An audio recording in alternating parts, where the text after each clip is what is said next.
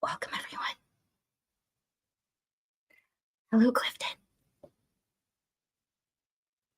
I can't hear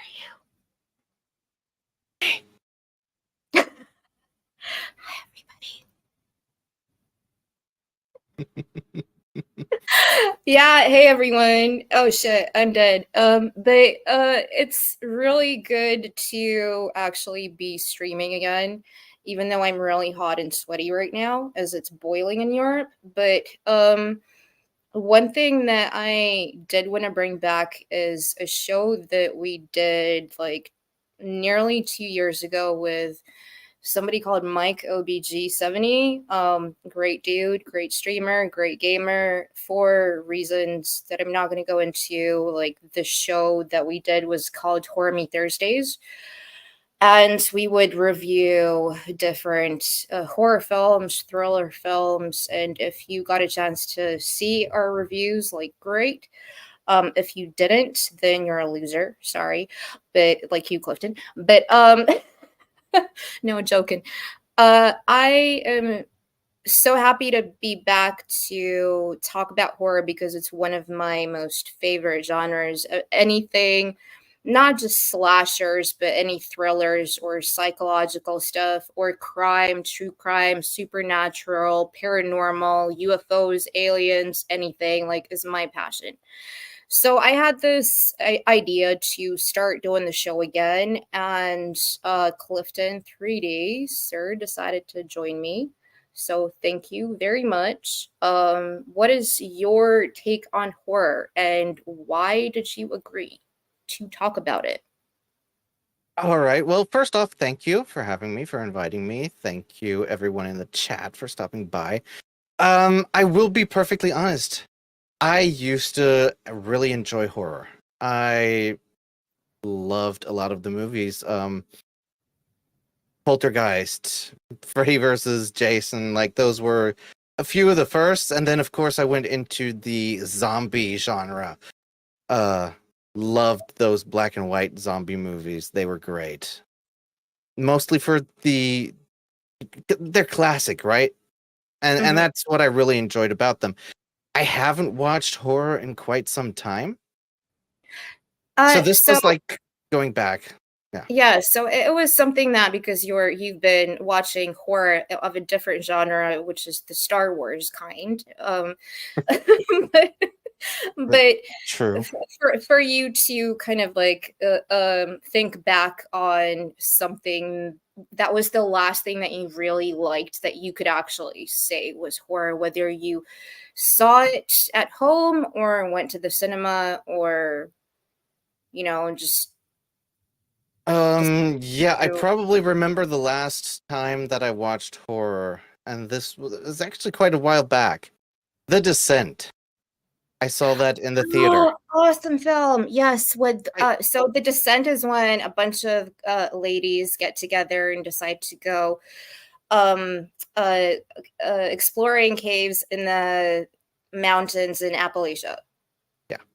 And I yeah, enjoyed it for the most part. I'm not really one for jump scares. And I right. think that one had quite a few jump scares. I think it kind of like at the time was like, all right, I had enough of this. I did enjoy the movie though. I did enjoy it. Cool. So the last one that I saw is A Quiet Place, Day One, which we will be reviewing and discussing today. And I do apologize for my little gimmick with the whole like shh and everything. I had to do it. But That's again, cool.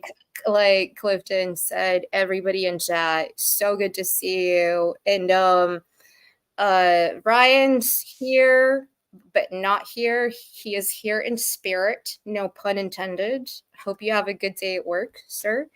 Also, Samuel the Infamous. I know he likes his horror. He has things that he's very particular about, but also at work. So have a good meeting. Kathy, as always, it's always a pleasure to see you. It's so good that you're supporting a lot of channels and mine and Clifton's. So thank you for being here.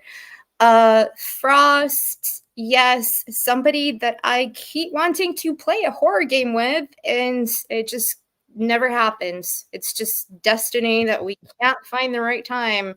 Europe, America, and this is one of the reasons why I think we're kind of streaming so early for Americans, is because we are different time zones and it's really difficult to actually agree on a time where everybody's either not working, not sleeping, not eating, not doing other things, which I'm not going to go into. But yes, The Descent was really good, and Clifton I have not streamed in ages, and even though I've done this before, I'm so rusty. So I'm going to put you on chat duty. All right. I'll be on chat duty. Thank you, Sounds kind good. sir. Got my homeless person's coat. Shut the fluff up. Mhm. Nice. So, okay, going back to why I decided that we need to go and do Horror Me Thursdays, not just because I had that little thing like buzzing in my head, like Baldur's Gate, you know, that parasite, like, oh, like do more horror, do more, watch more stuff because I haven't for ages. And so I was like, okay, I'm gonna watch something. And I watched a couple of things, and one that I always was very skeptical about is the new A Quiet Place. Day One, which is out in theaters and cinemas right now. It came out in late June of last month, 2024, just for all the future generations watching there. Uh, in case YouTube doesn't actually put the date and time. But I always loved the first two films, right? So the first film, A Quiet Place. Uh, You're there's gonna an spoil interesting this for me, aren't story you? there's an interesting story behind it, right? So not just behind the film, but behind how Clifton decided to review the film we're going to be talking about.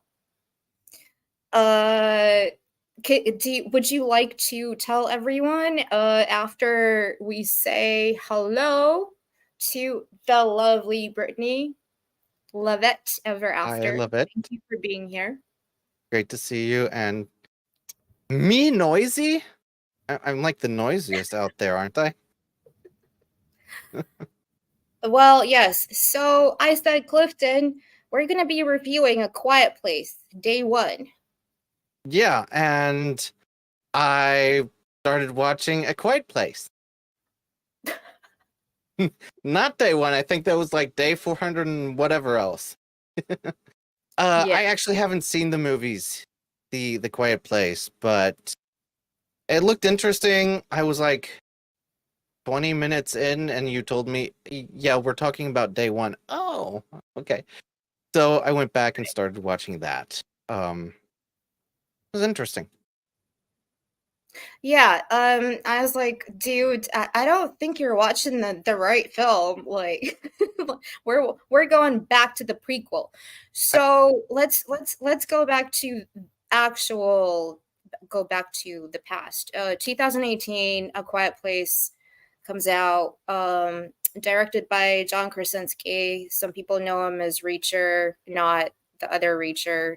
The other Reacher. There's lots of Reachers, but John Krasinski, he was asked by not Paramount, but Platinum Dunes, I think, is the name of the production company, which is one of the founders is Michael Bay. We all know him from Transformers and all of the explosive films of everything's always exploding and action, action, action. So it was Scott Beck and Ryan Woods who, back in college, came up with the idea of basically aliens invading Earth, and there's a family that's surviving, and looking at the dynamics of this family with the aliens being sort of like the evil presence, and how the family as this dynamic would survive. So they came up with that concept in college, whereas we say in Europe, university.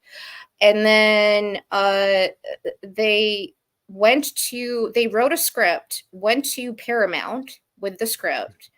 The execs at Paramount were like, well, we want to change this, we want to change that, as they usually do. Let's make it into like something more epic. So they got Michael Bay involved. And that's when the brother, sorry, not the brothers, but the original guys from college decided that we want to we see the guy who's the father figure, who's the one of the protagonists, Yeah. is somebody like John Krasinski is going to play the main role.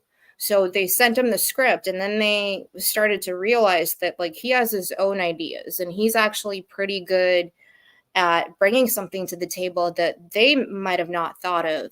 So they were like, dude, not only are you going to actually play the lead role, you're going to write, help us write the script. Okay. So here's the script. Like, do whatever you want with it, because the dude was married and is married to Emily Blunt. Mm-hmm. And she at that time was pregnant with their second child. So he was going through fatherhood, and a lot of the themes of the first film is family and fatherhood and motherhood.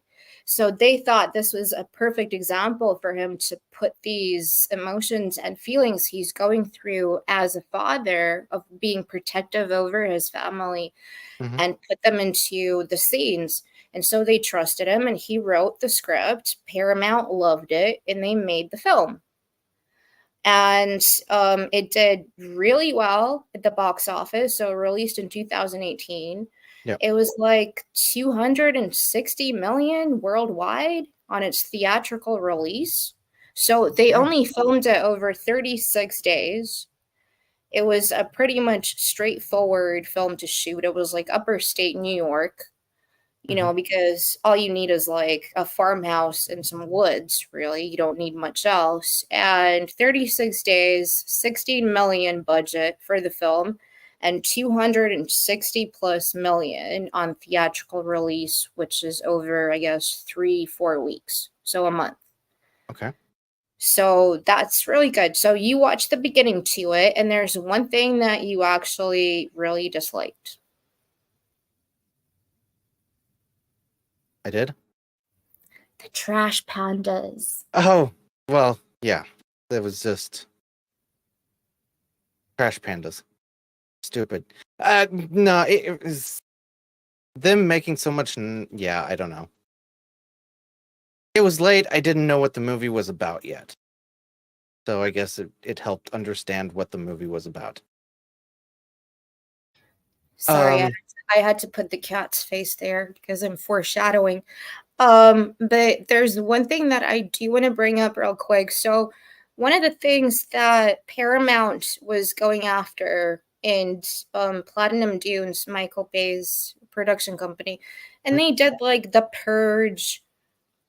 Remember the remake of the Texas Chainsaw Massacre? So a good amount of really cult classic, things that we love, but also like new stuff like um Cloverfield. I love that film. The kind of like mockumentary.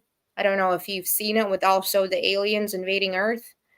And that's one thing that they really want. Paramount, I mean, really wanted um the first film, the 2018 one, to be part of that universe. They okay. thought it would be a cool thing to create this, multiverse of all these horrid aliens invading Earth. And that's when basically the two guys from college were like, the story writers were like, no, we want to create something that's completely separate. We don't want to go into this whole franchise thing. And Krasinski agreed. And he Mhm. basically, like, quoting him, he said, every scare has to be because you love this family. Every detail has to become a detail that says something about this family, not just to be cool, not just to be scary. And I Yeah. think that goes into the face of like most horror productions or films that we see, where it's always jump scares or gore. There's no like underlying message really, and if it is, it's very shallow. So to go to what happened after the reception of the film, It was very well received by Mhm. critics and the audience. People loved John Krasinski's performance. Great Um, actor. Great actor. Also, Emily Blunt, great actress. I mean, you know, she does like roles here and there. Like last thing we saw her was in Fall Guy that some people really enjoyed. Then before that, Oppenheimer, playing Oppenheimer's wife.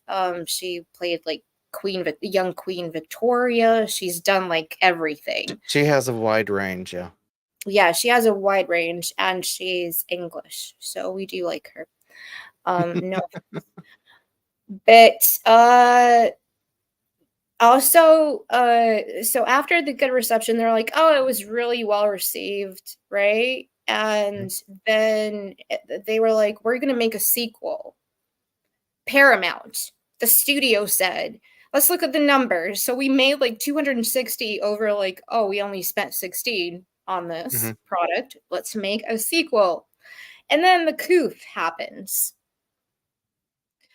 And Yeah. so they go to, again, the two dudes, I keep forgetting their names, so I'm very sorry. Scott Beck and Brian Woods are the guys who came up with the concept and the original screenwriters. Mhm. They went back to them and they were like, "Nope, we're not going into the whole franchise thing. We gave you an idea. Like, we would rather actually create new stuff, not continue like recycling the same thing over and over."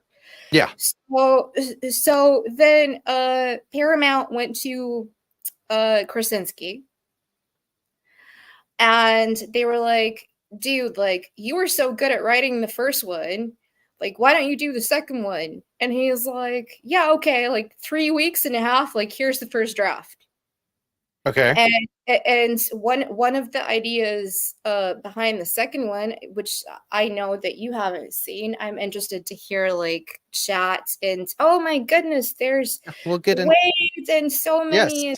Yes, so let's just Let's- go into before I start going into A Quiet Place Part 2. Hello, Wade. Hello, True Dabian. Cowgirl. um. Yeah. Wade showed up, and I have to scroll down. Yes, exactly. Here. Hey. Uh. Hi. Hello, Anna and Clifton 3D. I hope you're both okay. I'm okay. Looking forward to this. Great. Lovely. Yeah, chat was I was waiting for you to take a breath to bring some Yeah, stuff I'm up. sorry. I've been quiet for way too long. Where's mine? This is what I'm gonna do now on. This is yeah, I'm gonna do that.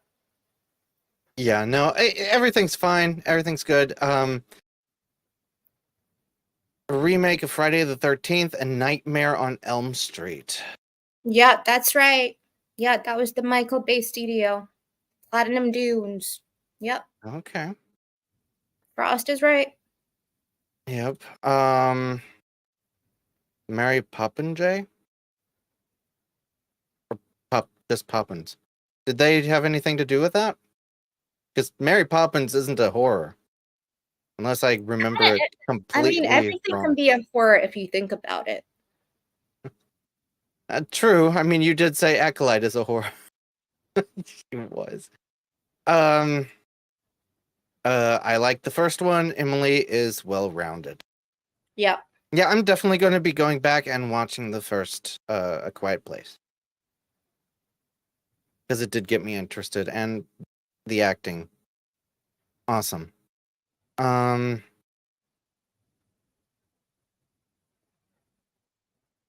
There we go. A Quiet Place Part 2. I really liked it. Okay. Yeah, yeah.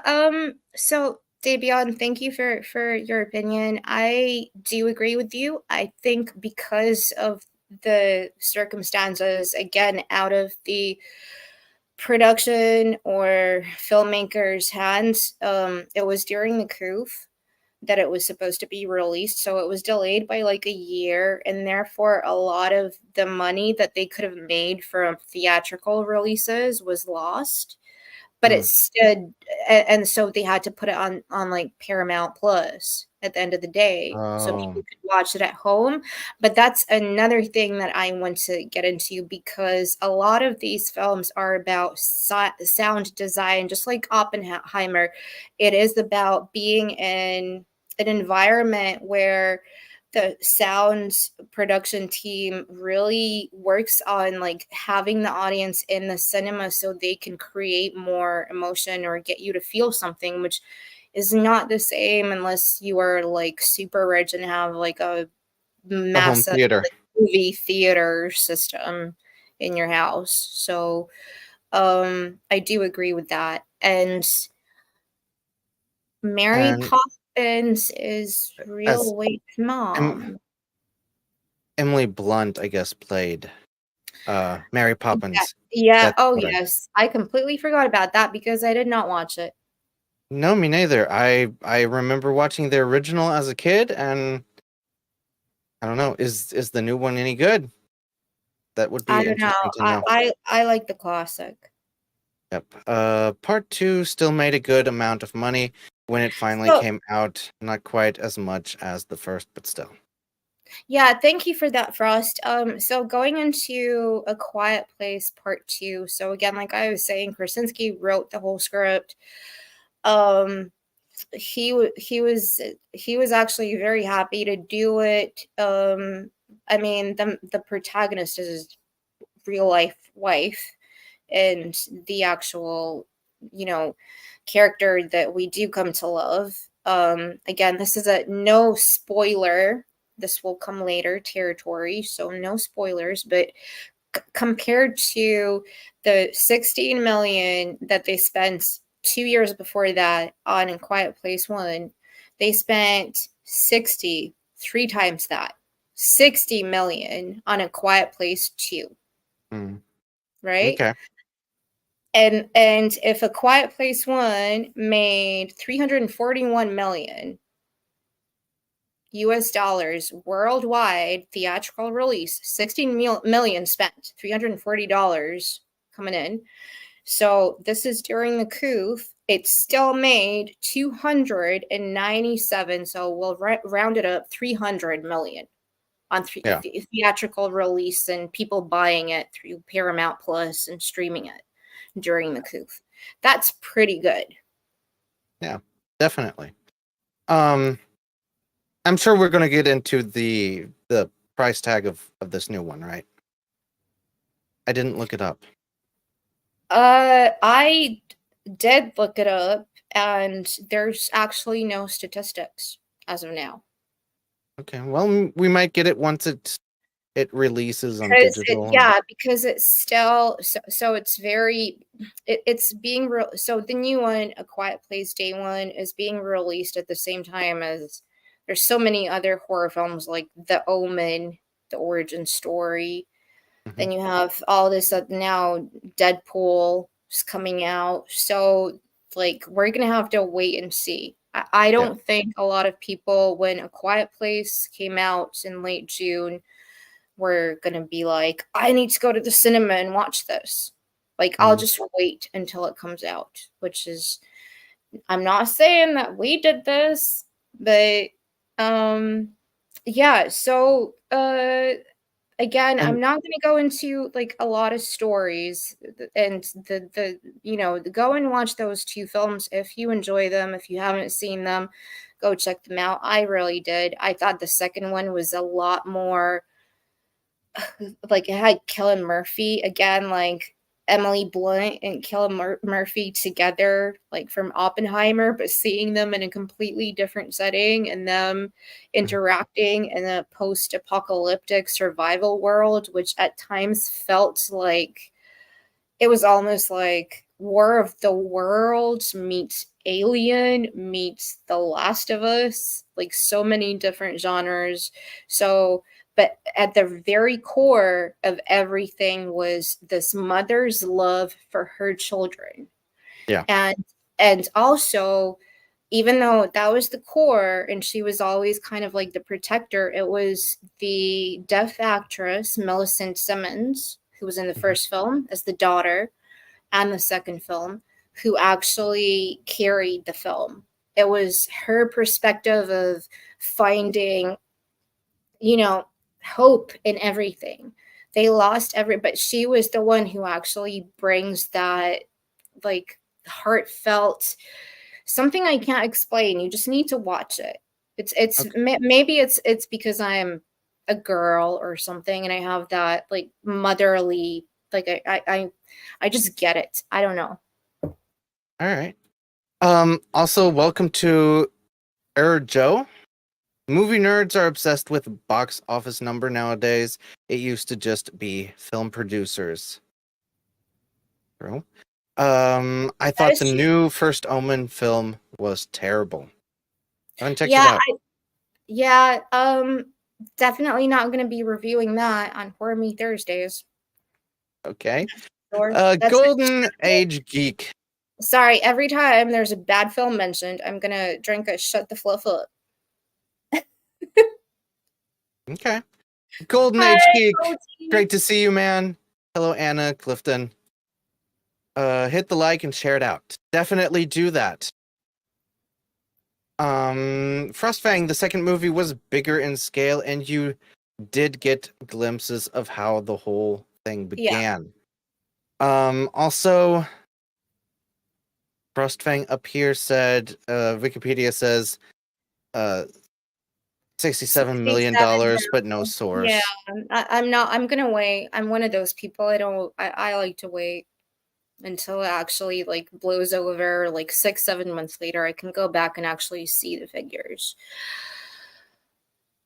Yes. I thought Don't Breathe 2 was very similar to The Last of Us. I still love it. Gonna take another drink? No. Well, Um, actually, yes. This is something that in the UK we call Guinness. all right. So it's actually iron, or iron, as we say in British. Suka, it's nice to see you. Yes, We had a definitely. lot of fun on Samuel's stream talking about horror films, so it's really good to see you here. Thank you, All my right. love. That's cool. So, okay, we talk going to the actual film we're reviewing, A Quiet Place, Day One. Before we start talking about it, can we play the trailer for people who haven't seen it? Sure. So, and I don't really care if Paramount, like, decides to do anything to me, because I have special cat protection, because I love cats, and a lot of people know that. So I'm just gonna, do what I gotta do, right? Yeah, of course. Hold on. I'll bring it up unless you're doing that. Oh, you already did it. Okay. Good. Told you, I have special powers.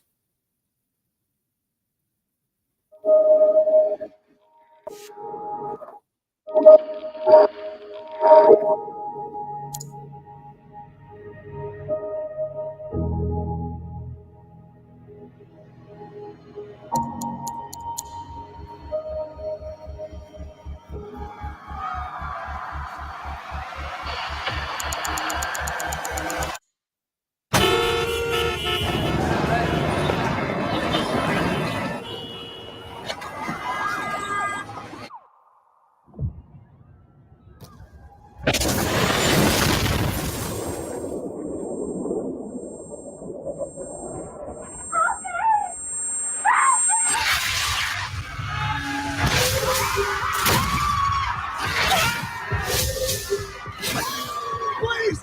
Please!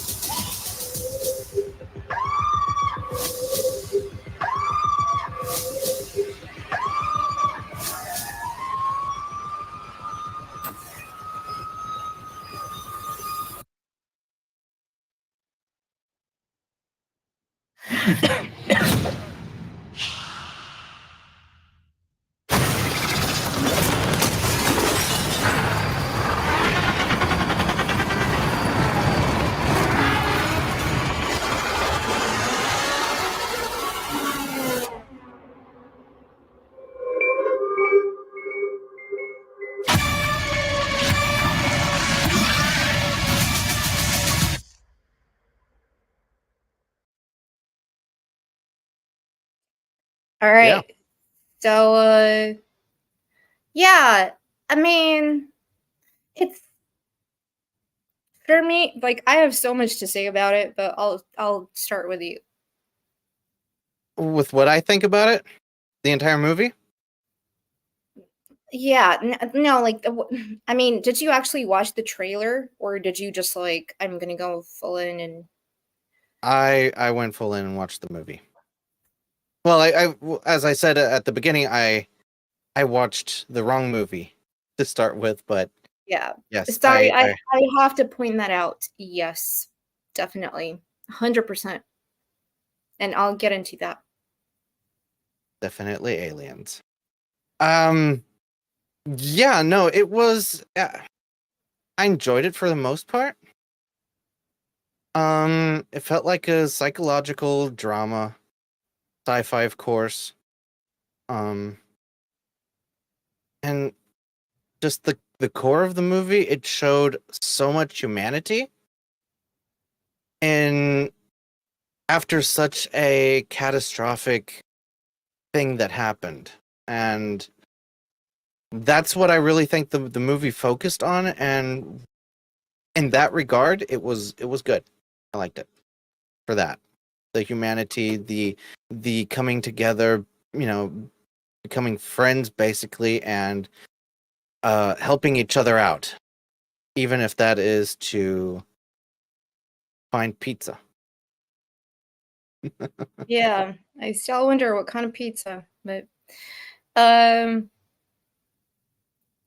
so for me I was always skeptical when like you don't have the original screenwriters, you don't have the original director. Mhm. And with this production, so yet again, Paramount in their executive glory, how do we make money? What do people make us money? They've made us 300 mil over the 16 or 70 mil that we spent. Oh, hey, let's do a prequel to A Quiet Place, how it all started, which is an interesting concept. I can't lie, that is an interesting concept. I'm sure a lot of people would have wanted to know how certain Yes. things like we had that with Ridley Scott and Prometheus, how the whole alien thing on Covenant started and it just went horribly wrong and whatever.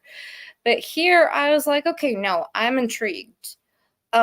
First of all, it doesn't like Frost in chat said it does not follow the protagonists from 1 or 2 because we do again no spoiler territory, but there is a person that does appear in the prequel who later appears in A Quiet Place too. So there is one character.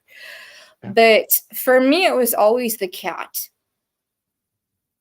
Like, Okay. I'm sorry, like, whenever I see animals, especially cats, in a post-apocalyptic, whether it's a cat, dog, whatever it is, squirrel, raccoon, and they're somehow part of the story that makes the story and the plot go forward, like, I can't help it. Like, I'm gonna watch it. I'm sorry, Yeah, me too. I had to watch it. And I did watch it, and then I looked it up after I saw it, and I'll give my thoughts at the very end as we finish this stream. Hopefully, we will after I shut the hell up, shut the fluff up. But so the film was originally the studio execs approached Krasinski and said like, "Look, we're making a prequel. Would you like to do it?" And he's like, "Hell no." You know, like I'll my production company, he has his own, Yeah. and he's like, "We'll support it, but like I'll help in any way I can, but I'm like stepping away from this." So they gave the film to a director and writer who was like did what was it, Midnight with Michael Shannon, another great actor. It was a film from like 2000 something, like a sci-fi thriller thing, which I didn't really like an indie film as well. So they gave it to him and then he had to step away. So they gave it to the dude who actually directed and wrote Pig with Nicolas Cage about the truffle pig. And the guy who is a recluse and lives in the forest. Remember the 2021 one when we were all in the coop and it's Yeah. like, wow, what do we watch? And it's Nicolas Cage has a pig, and then he goes like on this journey to get his truffle pig back. Okay, I didn't know that. No, I didn't watch it. Yeah, At the time, I was deep into the finals of my apprenticeship. So thank you, Frost. It was Midnight Special. That's the film that I was talking about. And hello, Boosh. yes, hi Boosh, great to see you, man. Good to see you. But yeah, so the pig by this guy, I think his name's Michael, not Strakowski, something like some Polish weird. No, that's a bad word in Russian. What was his name? Sarnowski. Sarnowski. Sorry, I'm gonna say it with an American accent. Sarnowski. Mikhail Okay. Sarnowski, whatever. So he's the one who did the Nicolas Cage truffle pig thing, which was a cult classic immediately. People loved it. And then so that was 2021. And then it was actually John Krasinski that approached him and said, like, dude, I loved the pig with Nicolas Cage. Mhm. Could you please make this new thing that Paramount are after, but in that style, and could you write the script? And he was like, hell yeah, I've never actually done anything. Oh, thank you so much for stopping by. Love it. It's Great to great see you. to always see you. Yep. Take care. Take care. And so yeah, so this dude goes and writes the script, Hmm. and everybody is like, yeah, it's cool, they like it. And so then they make A Quiet Place Day One. And I mean, so far, so it was released late June. We are on the 25th of July. Sorry, I had to check. But we are on the 20, so far 250 million worldwide. Okay. Compared to the others, it doesn't seem quite that high, but it's still not bad considering if they actually if the numbers were correct earlier on Wikipedia, still all right. It's good. That's pretty good. And Yeah. again, okay, going back to the cats. The Before we cat do that, I do want to say I didn't have any reservations about this movie. I mean, I didn't have any of the three on my list of things that I've watched. So going into this movie, I didn't have like, oh god, another prequel or whatever.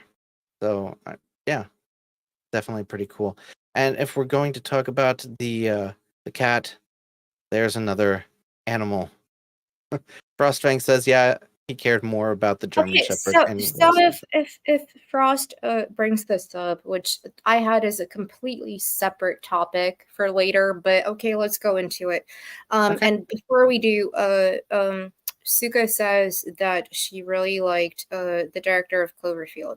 I did as well. I thought Cloverfield was really good. And like I said before, they wanted to make A Quiet Place part of this universe. And that's when the initial people with the idea said, no, we want it to be a separate thing, which I actually think is a good thing, because you can't have so many different aliens invading the same place and like the same thing keeps going on and on and on. But anyway, but okay, so let's go into good companions in whether games, films, TV shows, books, whatever. So my first thing here with the film that we're discussing, Quiet Place Day One, with the cat, is Jonesy from Alien with Sigourney Weaver. There are so many scenes in this film that were taken, especially when they're in places where the monster pops out and it's like she's holding the cat, whose name I will not reveal right now because no spoiler, but Jonesy, Alien, like one of my favorite scenes is when she's there and the alien's there, and then it's like, "Come here, kitty," like, "Come here, Jonesy." Like, brilliant performance by the cat, real cat. Definitely a real cat. Yeah, no, I was surprised that they were able to catch the cat not meowing or anything. Like, Oh, that's a whole, yes. Cats don't do that when they're scared. That's one thing that I unfortunately, Samuel the Infamous is in a meeting. How appropriate when we are actually discussing about how cats are better on set than dogs are. But yes, and also of course Suka says dog me in Fallout. yes, Yep. dog meat and Fallout is definitely one of those great companions. In the game, in the film, in the show, sorry, we haven't really seen much of him. Her, Yeah. to her, in the show. In the video game, him. In the show, her. You have to get that right. But another one I would say would be, damn, like, yes, was it Frost that said "I Am Legend" with Yeah. Will Smith? And I think I posted like couple of months ago about I rewatched the film because they're remaking it with Michael B. Jordan, and Will Smith is going to be in it. Like his comeback after Bad Boys 3 again, Michael Bay. Hmm. Uh, um, the dog's name in I Am Legend was Samantha, and she did all her own stunts and she did everything, and like that was a true companion. I can never forget the scene where she's there with the protagonist Will Smith, and I mean this is based again on a book. Hmm. I Am Legend is based on a book, and they made him in the film be more of like a good guy, but in the book he's not really a good guy. But he's in the film like hugging Samantha, Sam, the Yep. Alsatian, the German Shepherd, like when you can hear all of the zombie people, the infected running around the streets, like that was a beautiful scene. And then Mhm. other things happen again if you haven't watched it. So I Am Legend with Will Smith, and I don't remember the dog's actual name, but yeah, that's a good was it 2007? Damn, I'm old. Good Yeah, lord. I remember that movie. What about Iago from Aladdin? Isn't that a good companion? More of a joke. What? No. The parrot, right? No. He's awful. He's a he's like Otto in House of the Dragon. He's like one of those, like whisper in your ear. Mm, Um, okay, but Abu, he's cute, right? yeah, Abu's cute, but I mean that's a cartoon. This is Horror Me Thursdays. Yes. This is not Cartoon Me Well, Thursdays. well, maybe it's also a horror. Can't cartoons be horror? Yes, they can. Yes. Oh. Must protect the cat. Definitely. Cats are lovely. Nice to hug them. Mm-hmm. I Am Legend had two different endings. It did? Yeah, I did. Yep. And they're actually with the new film are going with the ending that is not the original to the one that is the main one that everybody sees on their screen. There are two different endings. Yep. Okay. I I don't know any cow companions. I mean, I'm sure there's like a parody or comedy somewhere out there. I don't know. I Yep. mean, How about the dog in Independence Day? Been what was so long since I watched Independence Day, I can't even remember a dog. was there a dog in Independence Day? we're talking about the original, right? I haven't seen the new I thing. don't remember that a dog in Independence Day. I don't either. Hmm. German Shepherd in Signs. Oh, yes. Yes, of course. Yes, because oh my God, Signs. Oh, that's another one that we need to review with Mel Gibson and Joaquin Phoenix. And oh my God, and the dog is like barking, and it's like, girl, come in here, come here. And I'm not gonna. I love that film so much. Signs is M. Night Shyamalan. Even though all your latest shit, horror stuff, is very bad, that was great. I loved it. Oh, so long since I've seen that. But yeah, So definitely. I have another one which I think people would laugh at, but Captain Marvel. I didn't watch it. Who's the Goose. animal? Goose, the cat, the ginger cat that's an alien. Okay. Oh, yeah. Yeah.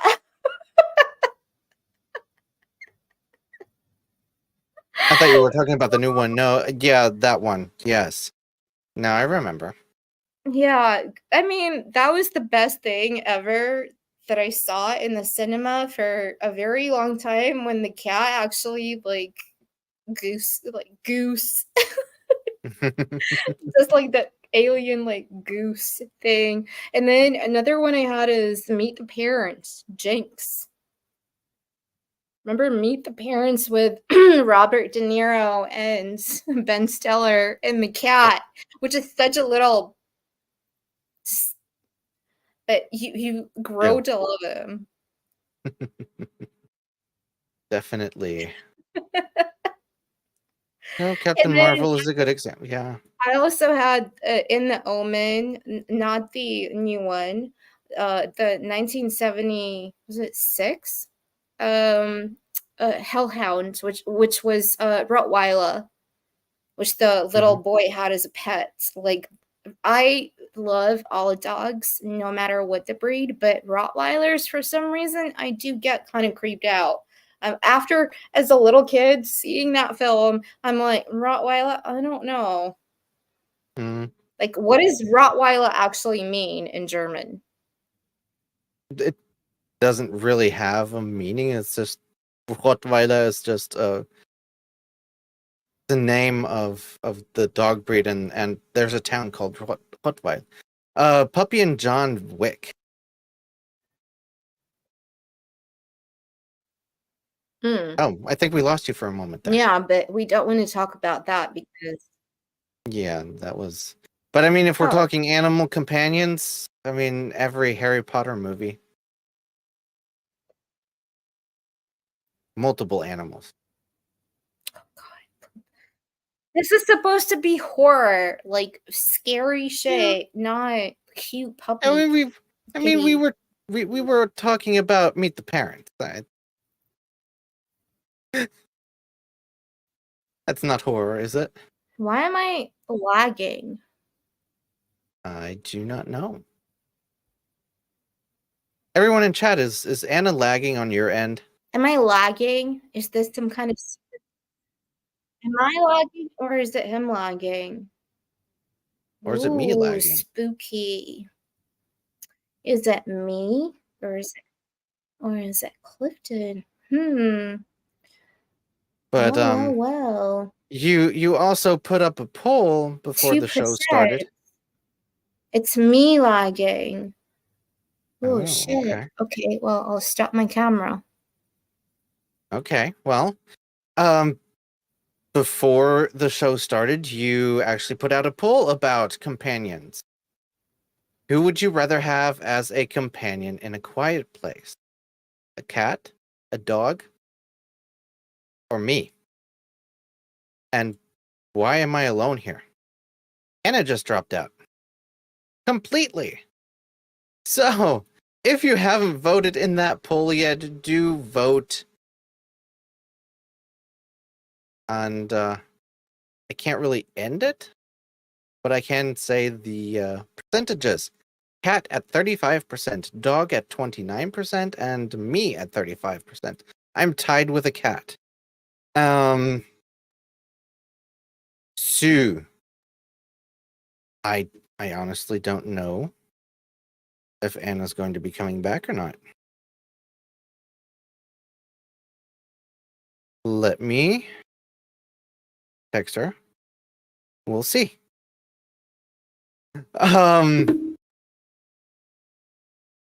Right, let's pull this up. And there's another cat. Oh, Anna, you're back. Sorry. Am I good now? It seems all right for now. Okay.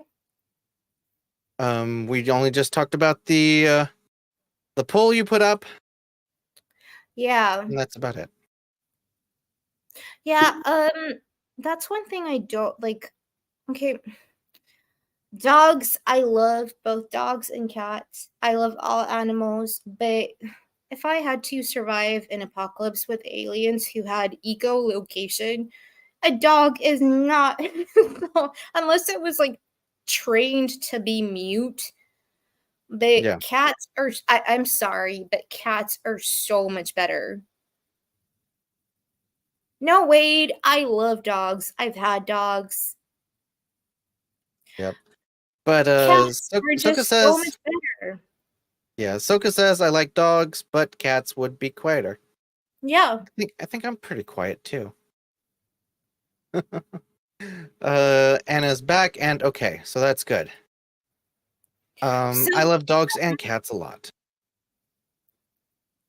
one thing that I do want to get, I know why it's lagging. I am so sorry. It's the VPN. Okay, so one thing I do want to again like go through is this. Because for me again, it was one of the only reasons why I actually decided to make anybody watch this and watch it myself. I love all animals, but when it comes to film production, getting cats to do what cats do, boy, oh boy, I don't know. I don't think I could do that, even with my cat. And I'm pretty good, as everybody knows, with training my cat to do different various nefarious things, even. Not like stealing other people's things going through the window or no. Ooh. Hmm. Now, there was a lot in this movie that I did enjoy. If anyone knows me, they know I do not like cats. I'm afraid of them. I think cats are actually just small lions. That's how I feel. That's how I feel about cats. Well, that's how I felt about cats before this movie.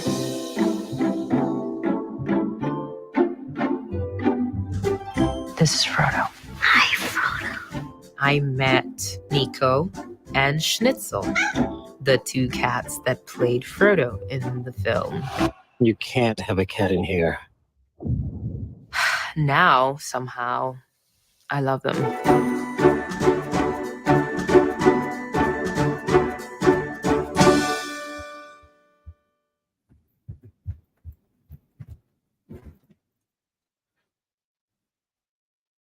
Oh, looky there. Oh,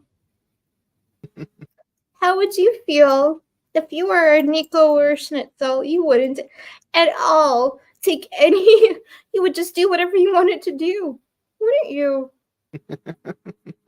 But I would still save you and want you to have, yes, if it was an apocalypse, you would be quiet, wouldn't you? You wouldn't be barking like a dog. No, you wouldn't. So, cats or dogs? Or or me. Be horrible in apocalypse. He looks like an But- Ewok. He's bigger than okay, me. that's horror. That's horror. Yeah, so that's why I would prefer having somebody like El Gato. You know, He would definitely be quiet when there's an alien around. I see, I see. It's kind of cute that she was first scared of cats, but working with a cat turned her into a complete cat fan. Yeah, Seems she's like, got cats now. She's got a cat. see. And I wonder. here's Jack. Welcome, Jack. Hello, Jack. Jack, N- Jack, Jack. No, this movie was a lot better than anything Acolyte. Thank you, Kathleen. He is a good cat. And Jack, oh my God. Hello, father. And makes sense since Lupita, I'm not gonna even try to pronounce her name, is from Africa. Only cats there are man-eaters. Is that her? I don't think it was. Yeah, it's Lupita Yeah. Nyong'o. Okay, so she's okay. All right. See, I hate names. Um, Hey, by the way, I'm supporting Africa. This is my African flag. Not flag. I've had too many of these shut the flow Phillips. My African headband is actually by a designer from Africa, so shut up all you haters. We love Africa and African cats. hmm. There you have a question. What is your cat's name? Prince. Yeah. I did not name him that. I actually rescued him, so he's a rescue cat. Shit, I got all these fluff all over me. But also another thing, yes, I'm going to get canceled. I don't care. I am wearing an African man's designed flag, whatever. Another thing I did want to share was the director who and the writer, like his kind of thing that he did. Okay. Um,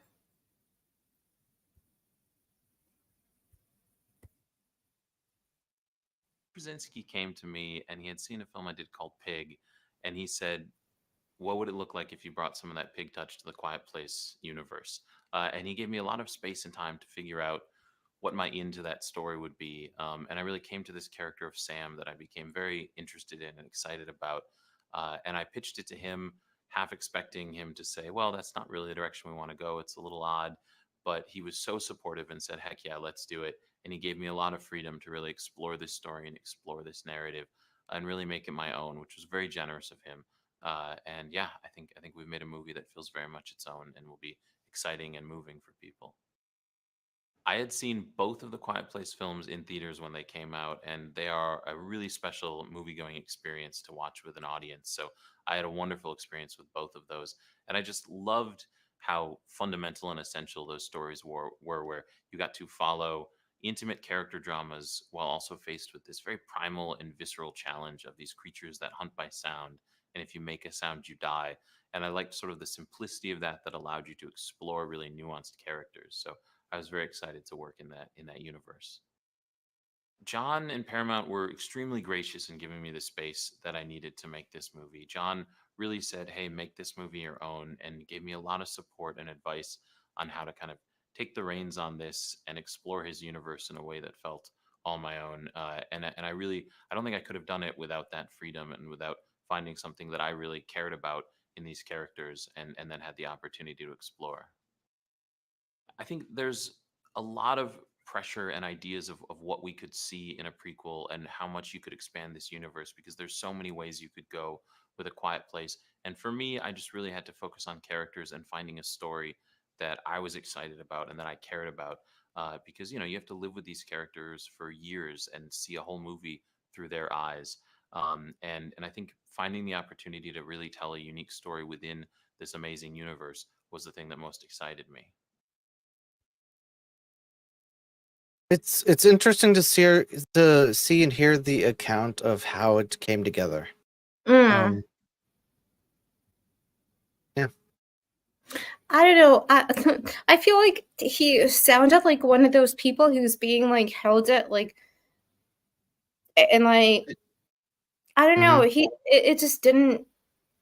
like I enjoyed the cinematography. I think the filming in 35 millimeter thing is extremely expensive and very difficult to do. I've done it myself. It's just mistakes cannot be made. If you're just filming some kind of like horror film like Rosemary's Baby, right? By another creep, Roman Polanski, don't even a great artist, but whatever, creep, like having like shots done and just a 3D kind of 4D environment.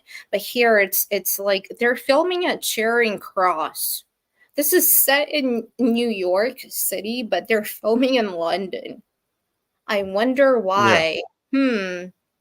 And all of the experts. underground stuff that they do is Charing Cross, which is one of the busiest underground stations and one of the prettiest, actually. I mean, it kind of smells, but still has lots of like people are trying to do art and things. And I don't know. I feel like he's trying to do something, but like other people are telling him what to do. So because with Peg, it was totally independent.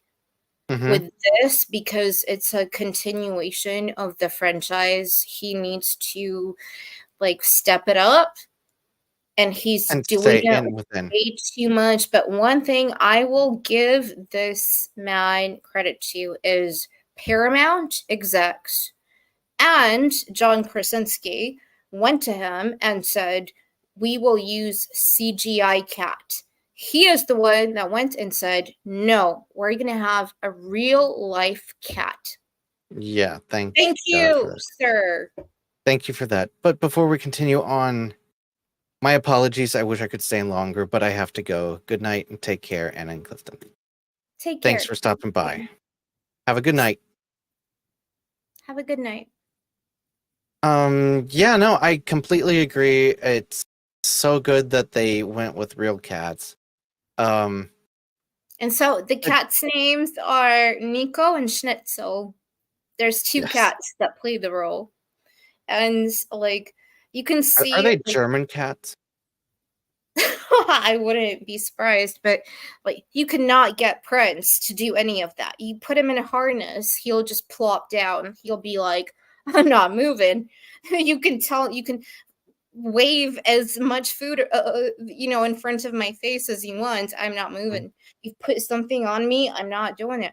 These cats are like totally cool, moving around, doing things.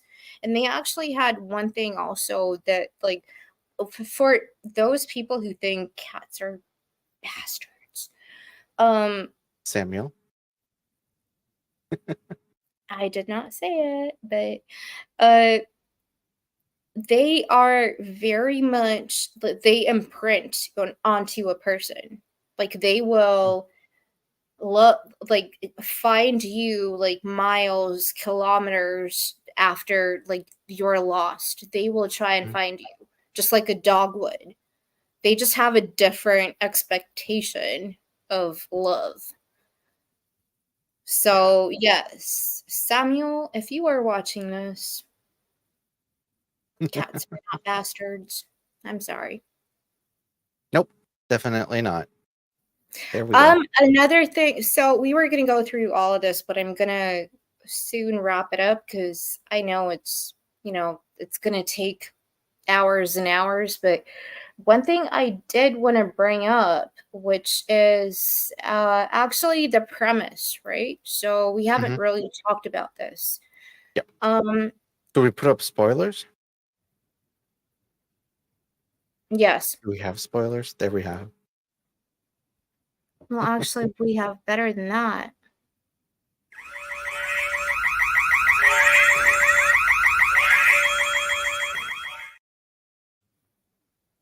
Wow.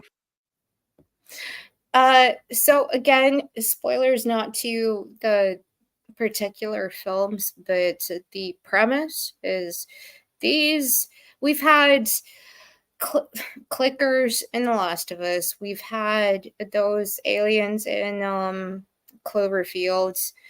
We've had aliens in the War of the Worlds, which just come in and destroy everything. I mean, right now I'm playing Mass Effect, which is the Reapers, which is a video game. The Reapers are coming in and just want to, like, destroy everything.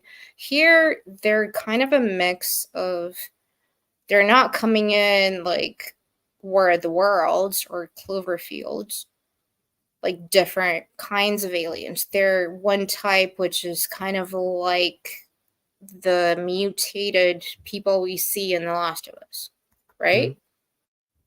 Yeah. And one of the reasons is, I don't know what the reason is, but kind of the background is A Quiet Place Day One starts off with New York City being one of the noisiest cities in the world. So, Clifton, like where you live, on a decibel scale, what would you give it, like out of 100? It's actually pretty quiet. Like, if there's any sound at all, really, it's when an ambulance or something goes by. Yeah. I mean, before we started the stream, I was saying to you, I had somebody outside, and I live in London, but kind of like in the suburbs, but still very highly densely populated. And then somebody goes into the park, which is right next to me, and starts like blasting Mariah Carey and or Whitney Houston. And like, I, with all my windows closed, I can hear it. And it's extremely annoying. But let's have a look at this statistic. What cities are actually the noisiest cities in the world? I do wonder.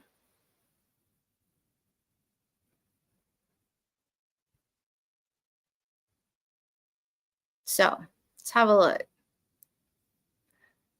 So we have,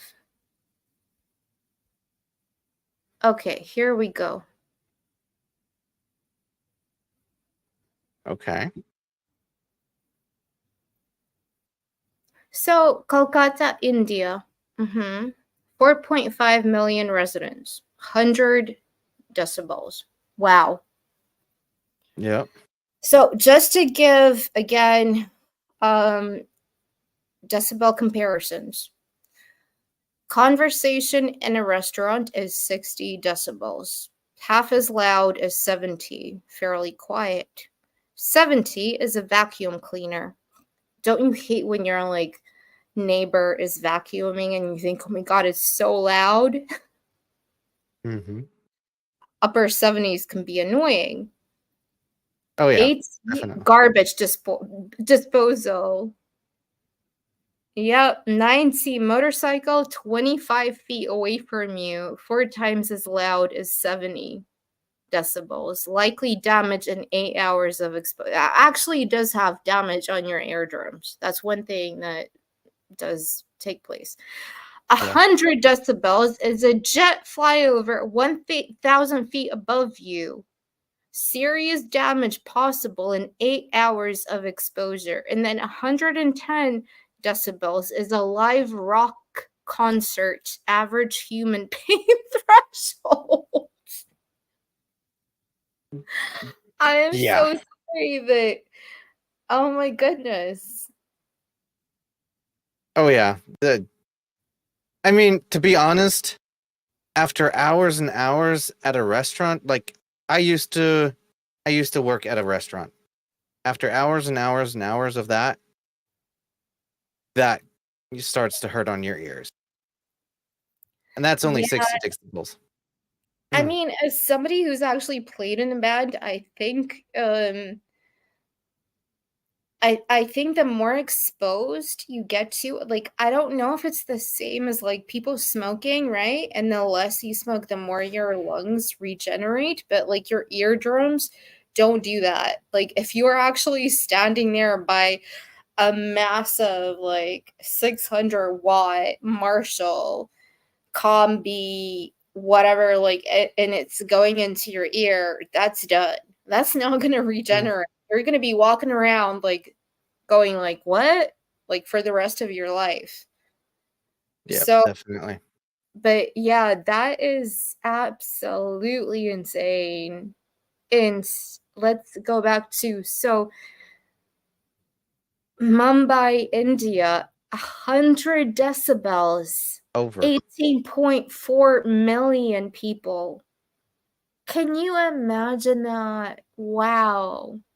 that. No, that is incredible. I'm not a city person in general. It's just Mm. I couldn't put up with that. I need to soundproof my apartment, everything. Like yeah. I And would need a place to just shut down and hear nothing at all. Kolkata, India, the same thing. 4.5 million residents, 100 decibels. Wow. And you can almost hear it.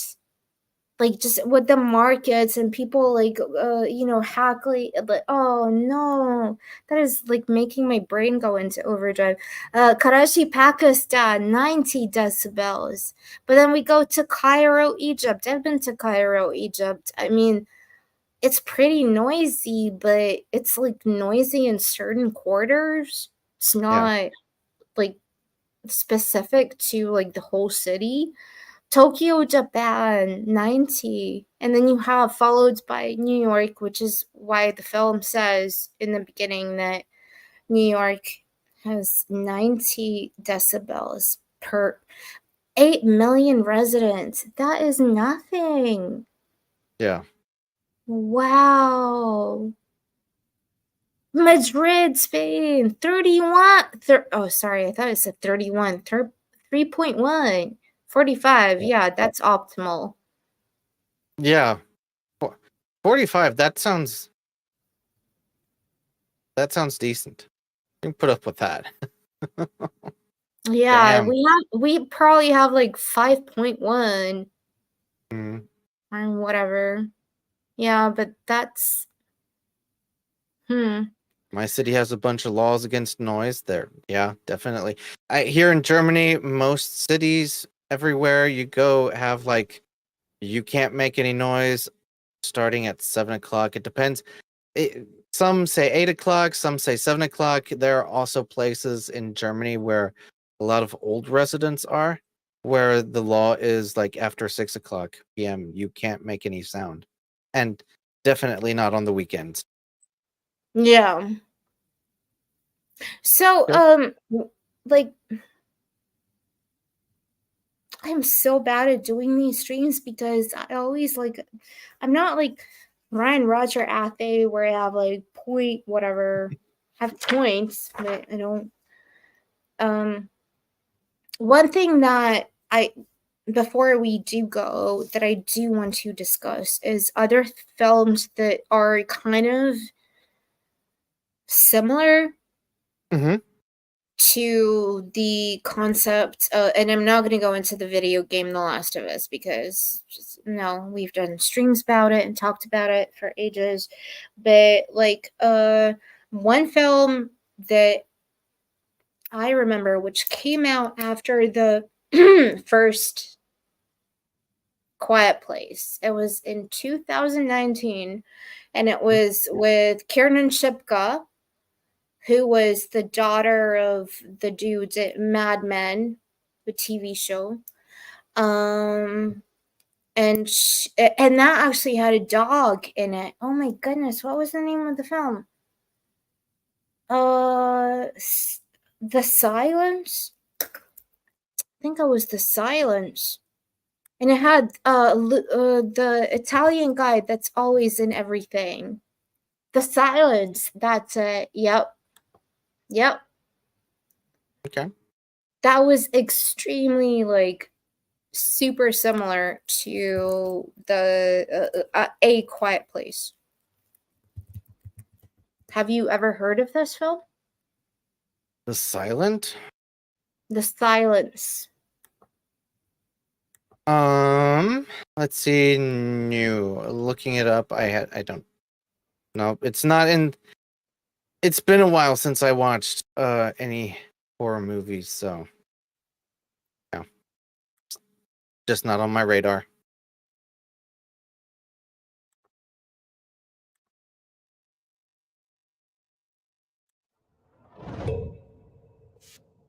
Something's happening. We can't stay here.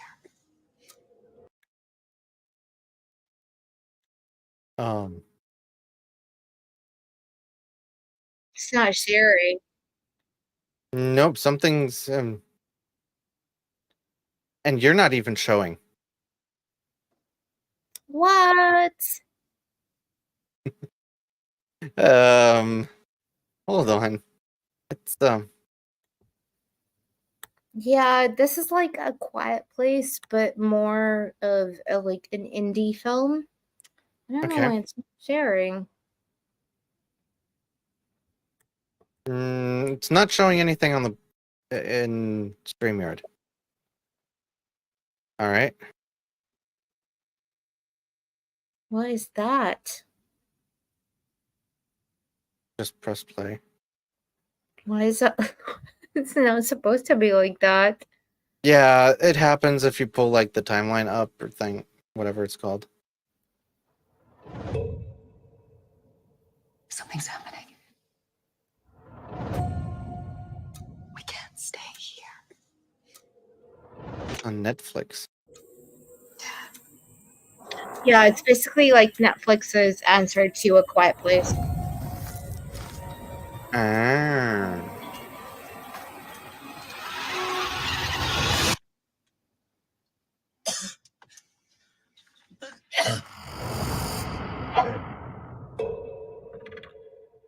They're back. Cities across the eastern seaboard are coming under attack. The CDC is warning to stay in your homes and avoid contact with these creatures at all costs. I'm sure this is all gonna be over soon. I promise. Entire regions of the country are being wiped off the map. It's like we're back in the dark ages. People are surviving. We can't trust anyone now.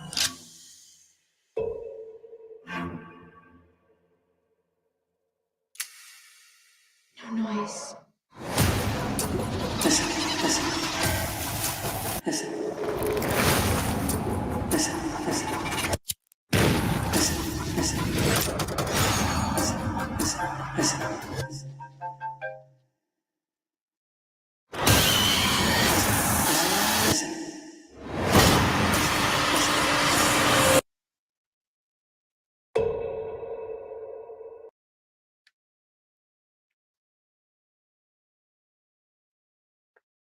Yeah, so it's quite interesting. The guy who actually directed this was supposed to do Quiet Place. But Really? yeah, Netflix took him from Paramount. Okay. Interesting. Yeah. So, A Quiet Place one was 2018. This film on Netflix is 2019. The same director who, yeah. You know what? I kind of remember that back then. People talking about how similar it was and that there was some stuff going on and who knows Yeah. if something was stolen or something like that. Yeah. Yeah, so look, at the end of the day, we love good stuff. I honestly think that A Quiet Place, as the way it was from 2018 to today, is a pretty interesting concept. It's been done by two people in their own kind of echo chamber when they had and the right to write, and then it kind of went into getting somebody who's younger on board. And again, I loved the cinematography. It went back to Children of Men. Hmm. Remember that film with Clive Owen and Julianne Moore in 2009? Yes, that sounds familiar. Yeah, like that, like gritty, like he's basically trying to get a girl to get out of the city of London because she is the only one. It's kind of like Handmaid's Tale, but done in a better way. And Clive Owen, like, oh my god, why is he not the next James Bond? But like that was done so well, and they tried to, according to the filmmaker, they Mhm. tried to make A Quiet Place Day One that kind of show. I, for reasons that I have, which I'm not going to disclose because, again, no spoilers, but I like the film because it has cats and because I like the cast. And also, I like the cinematography. I think it's really difficult to film on 35 mil, especially when you're filming horror. Yeah. I love the cinematography. I can't even speak. I love the visuals. I'll just say it like that. I love the visuals. I thought they were great. The story, I like the story, but for me, it just felt like at times the pacing was off. It Yeah. it wasn't bad. Definitely, if you compare it to everything else coming out, it's like it's definitely it was a good movie. I would definitely recommend it to people. For me though, because of the pacing, it does take it down a notch. And yeah, I don't know. It just I like the acting. Lupita was all right, I guess, as Sammy. Joseph Quinn, I kind of liked him as Eric. I thought he actually kind Yeah, of carried. I think like Joseph Quinn is one of those stars that pops out of nowhere and you watch them, and like this is one person I noticed when I was watching the new Omen. Hmm. Um and she was a character that we don't know about, but her acting skills and just the like, same thing with Joseph Quinn. Like he was excellent as Eddie Yeah. Munson in like Stranger Things. Okay. And again, like no spoilers, but like him acting as somebody who is just, he's like, I'm from Kent. And then he needs to explain like Kent in England, like Kent is right next door to me. Like that makes me feel so like, oh my god, like you're feeling out of place. Like what's going on with the people back home? Like Yeah. I love that, and the way he kept like trying to, almost following her, like not like a puppy dog, but trying to like show her that there's still human connection, but Yeah. beyond the disease that she has, beyond everything that she's experienced, and being so cruel and just so like, I just want pizza, and you're not this, you're not my friend, you're a nurse, and then I have this cat and he's just a therapy cat. Like it's a great exposition journey for her too, and them doing it together. Like I loved it. I thought it was really well done. um Yeah, Also, the humanity and the connection that they bring yeah, in this movie, that is really what sold the movie. The yeah, movie that's was it was pretty good. Emotional and yeah, just showing that and they it was also nice to see in a movie that not one person was benefiting from the strength of the other. They were yeah. both benefiting from each other, of being together in this apocalyptic world and moving forward. And I think that's one thing that, like, why they decided to have a cat and not a Mhm. dog. And we talked about it when we reviewed The Crow, Mhm. about the importance of cats in like symbolism and lore, and like cats view death and survival differently than dogs do, or a human would. They see it differently, completely different. And like, if you have never been a cat owner, you will see it. The way they respond to threat, the way they actually attach themselves to a human, it's not the same as any other animal would do. And in this situation, this cat has always been that kind of like Gabriel, just like in the crow that is Yep. always like like showing how Sure. you can get out of situations. And that is really something that I loved. And oh my god, like, Brought them together, really. it did, because the dude, again, even though we said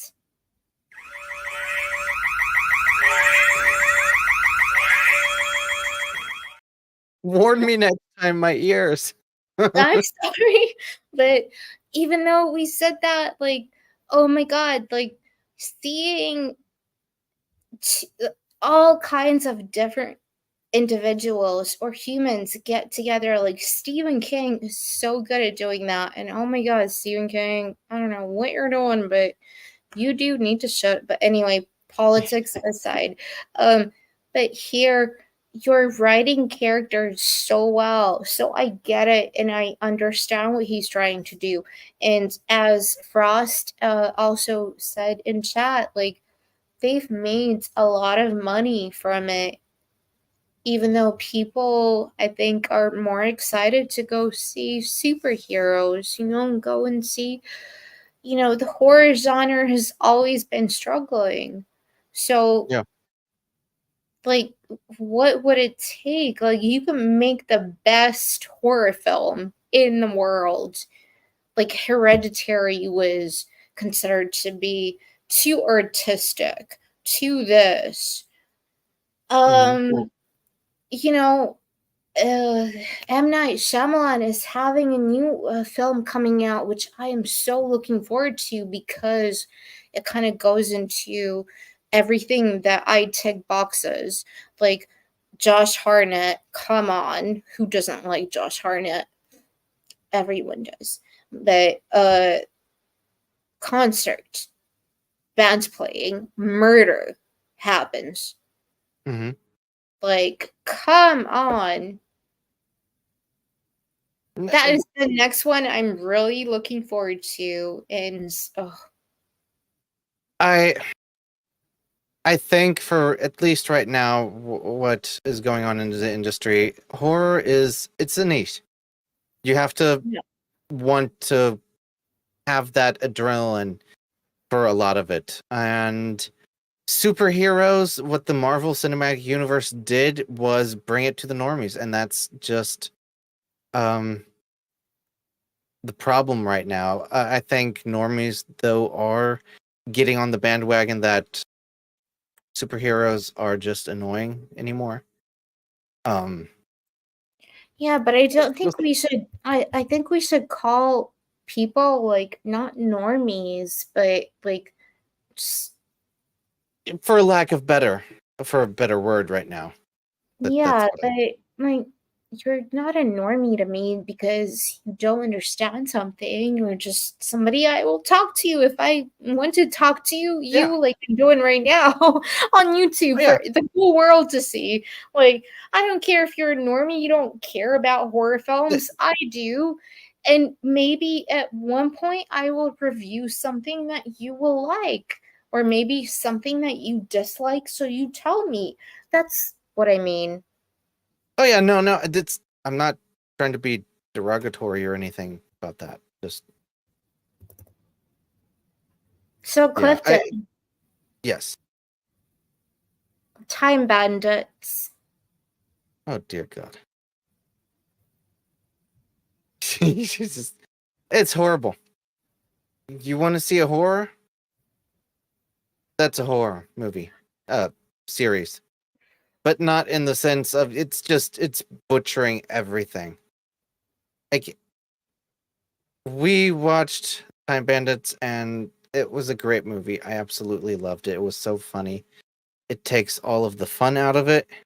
It takes the dwarves out of it, and it takes actual history out of it.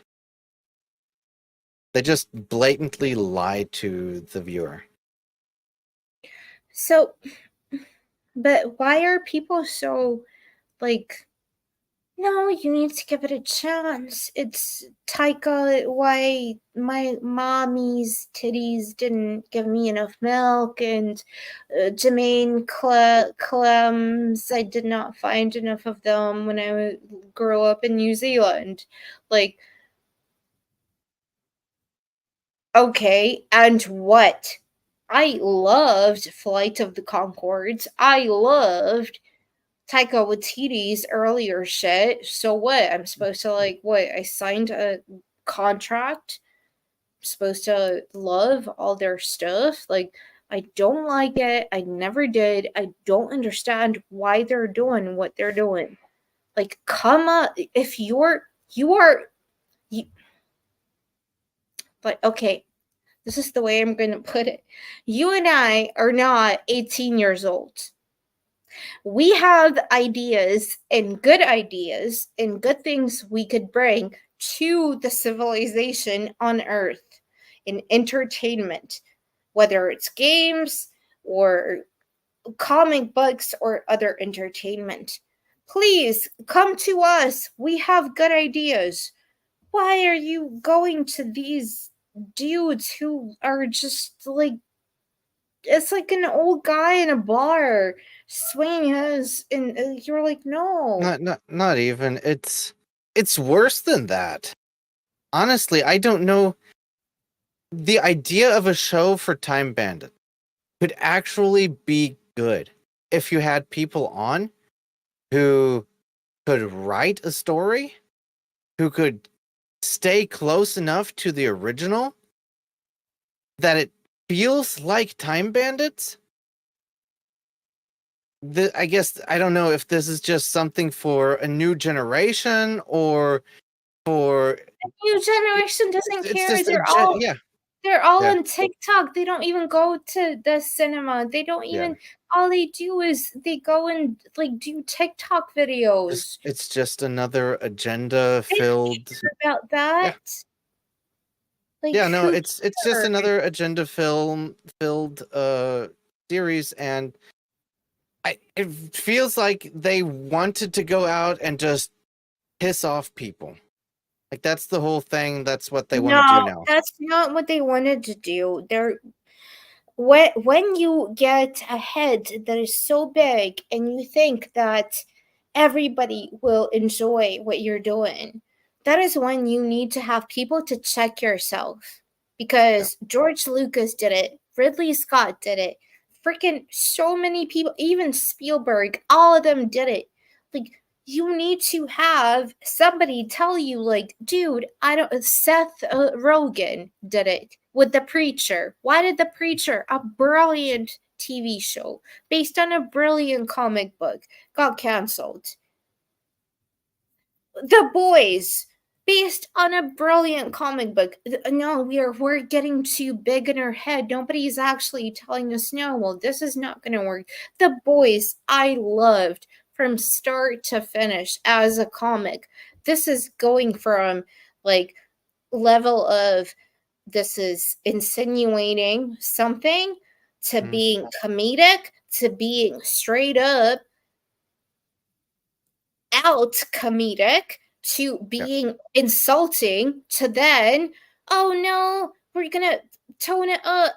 We're gonna do everything but like switch it so the other side doesn't get hurt. Like, Oh yeah. no. Like it does not work that way. Like art, like people are talking right now about religion being separated from politics. Art should never separate itself from politics, but it should separate from politics when it is addressing certain things, and it should do it in a very moderate way. It can, if you're doing it in an exclusively like I'm blasting the other side way, then you need to make it clear. Yep.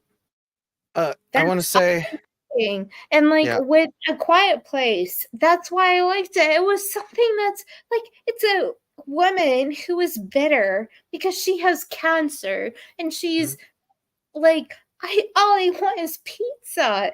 And then this guy's like, well, I'm your nurse. Yeah, that's all you are to me. You're a nurse. Like, I'm dying. And I have a cat, and I'm going to survive now. Wow. None of the politics in this stuff. Brilliant. Thank you. That was why I enjoyed it. Yeah. No, you can have movies, you can have series, everything that have to do with modern day politics when it fits in the story. If it doesn't fit in the story, then why is it there? And I can see the writing on the wall. I haven't watched episode 2 of Time Bandits yet. I'm so dreading that. But I can already see the characters that they meet in this first episode, all women. And I looked ahead who the main character is going to be in the next episode, another woman.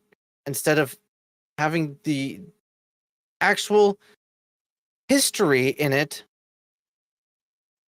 and making that interesting, no, we're gonna make it political.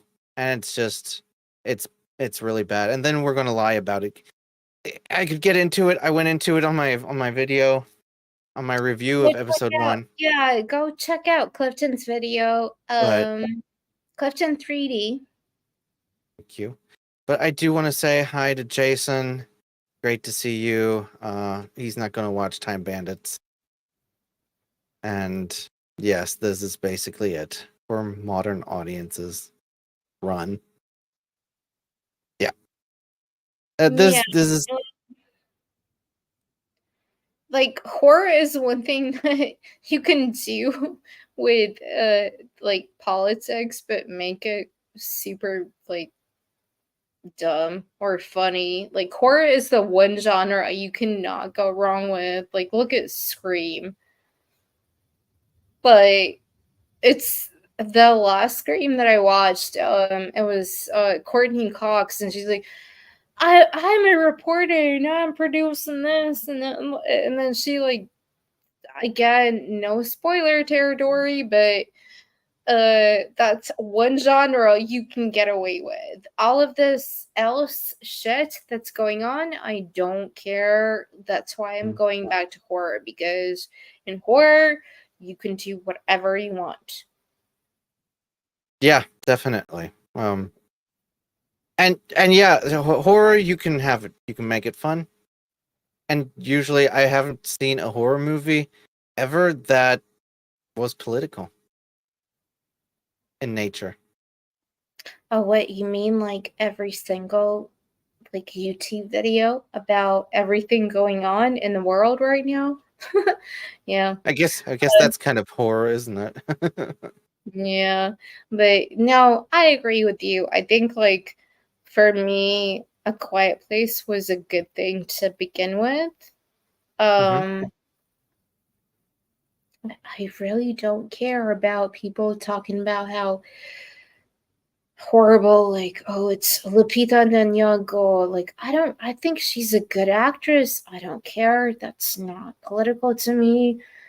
The knowing the understanding of how the film was made, the way they actually chose the director, who's a white guy, who has directed shorts in his past, like, the good for him. That's what I want to see more of. Yeah. Everything else, like, no. And So the next horror, like M. Night Shyamalan, right? mhm. And that's one like, just because loves Josh Hartnett. I am not, girls, come on. Josh Hartnett. Everybody loves Josh Hartnett. When you were a teenager growing up, the film with the aliens taking over the high school. Come on. The Faculty. Yes. Everybody loves it. It's a good film. It's got good actors and, but there's a new film by M. Night Shyamalan, Okay. which, why are you popping up?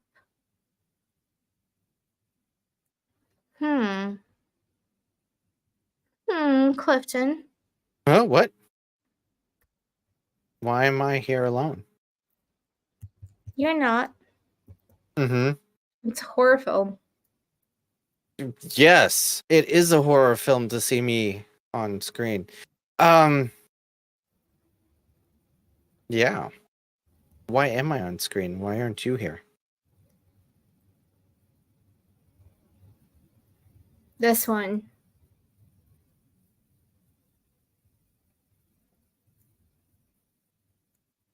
Ladies and gentlemen, put your hands together for Lady Raven. Hurry, come on. Wait. I got time on you. No, Dad jokes. This is serious. Come on. I'm sorry. Lady Raven! This is slap, Dad. Thank you. Thank you. This is literally the best day of my life. Oh my god.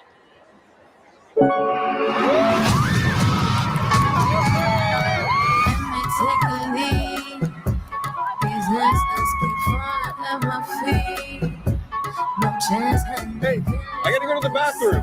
I can leave you here in the seat. I'm good, Dad.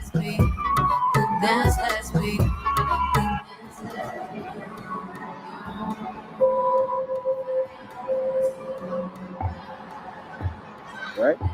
Hi. Cooper, Jamie. What's with all the police trucks outside? The cameras everywhere, Jamie. I'm not supposed to tell. Something happening? Don't rat me out. I won't. You know the butcher? The freaking nut job that goes around just chopping people up? Well, the feds or whatever heard that he's gonna be here today. So they set up a trap for him. This whole concert, it's a trap. They're watching all the exits, they're checking everyone that leaves. There's no way to get out of here.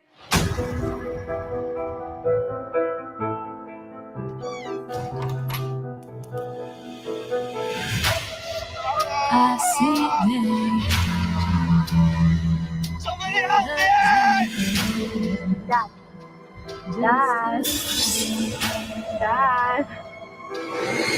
Dad.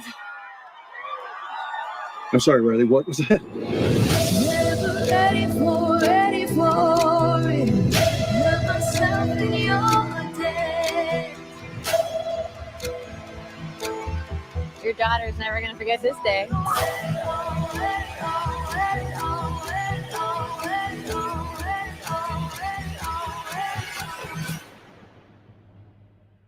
It's kind of dope, right? Wow. Looks interesting. Yeah. Comes out August 1st here in Germany. Very cool.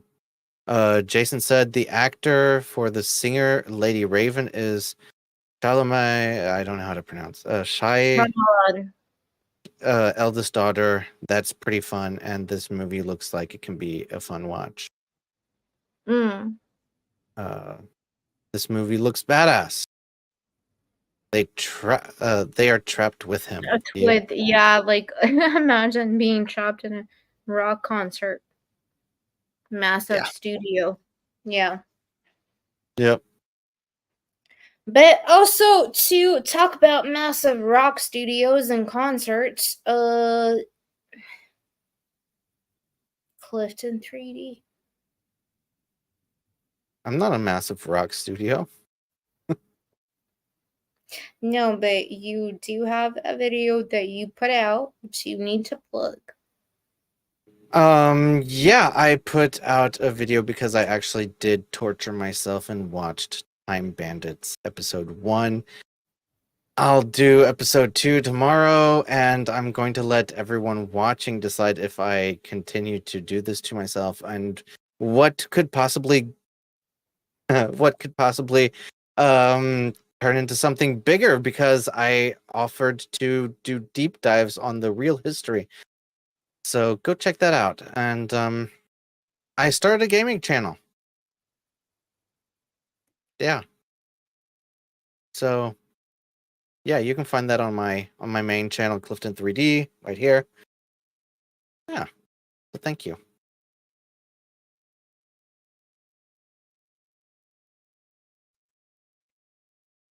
You failed to put up what?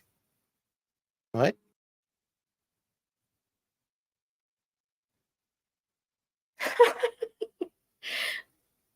This is gonna be a live horror film.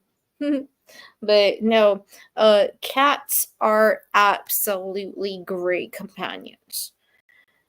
Literally, if you are in an apocalypse with animals who want to like have echolocation, don't get a dog. I'm sorry, Samuel. A cat is better. And I see that I'm losing to the cat now.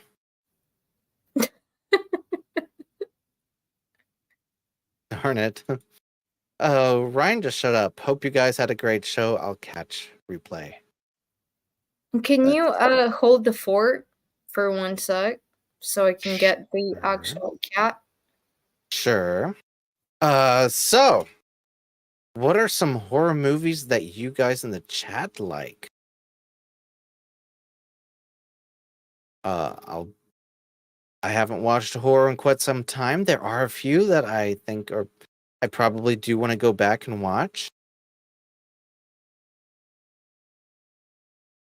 I think recently there was the Russell Crowe movie, the Exorcism, I believe. I think that's one that I want to check out at some point.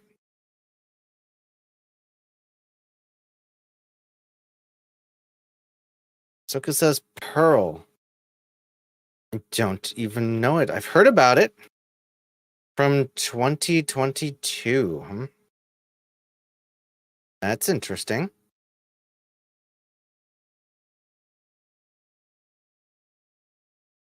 So I'll write it down. Pearl. Ryan says, I've seen the first movie of A Quiet Place. Yeah. Anna told me to watch The Quiet Place day 1, and I guess I didn't catch the day 1 and started watching A Quiet Place. I will definitely continue watching The Quiet Place. I only got 20 minutes in, but it definitely looks interesting. And now that I've seen the prequel, the whole concept of these of having to be silent, it's interesting. Good one. Mia Goth is excellent. Cool. Then you need to see X and Maxine that are part with Pearl. Okay. Interesting.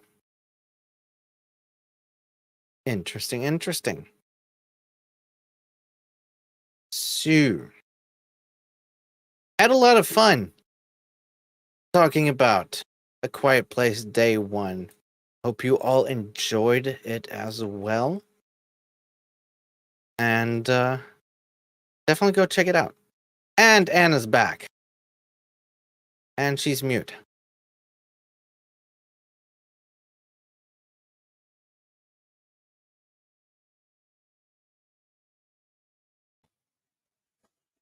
All right. There she is. Hey, Anna. You see, he doesn't want to be held in a bag. Oh. Yeah, he Oh. already gave you up. Yeah. Yes. Was that a I love New York bag? No, that was a I love Waitrose. Jack Tarlods will know in chat. I love Okay, cool. Waitrose.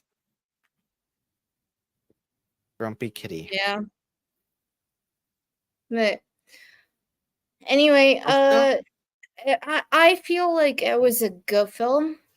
I feel like it's good to see in the cinema, and also one of our friends, Michael, was gonna join today, but it's his girl's birthday, so happy birthday.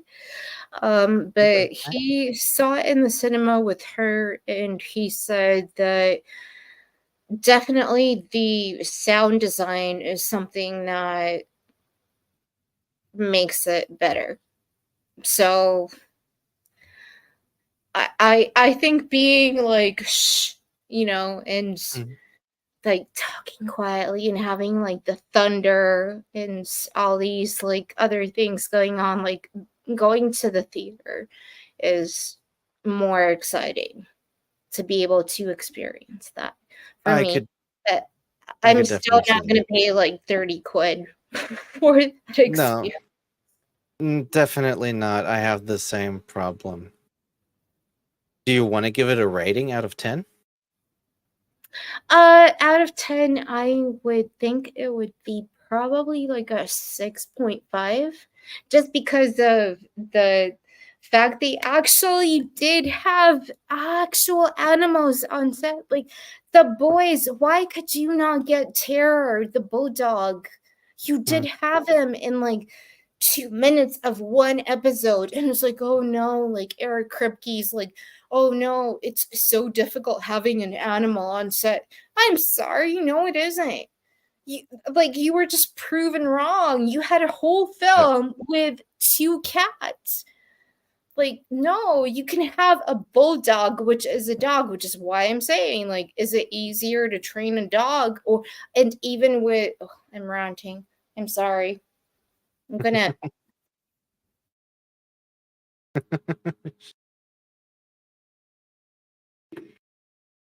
Yes.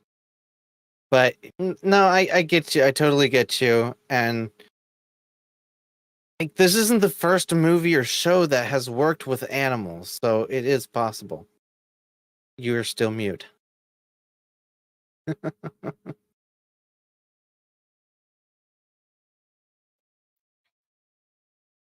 Yeah. I would agree with your rating, a 6.5.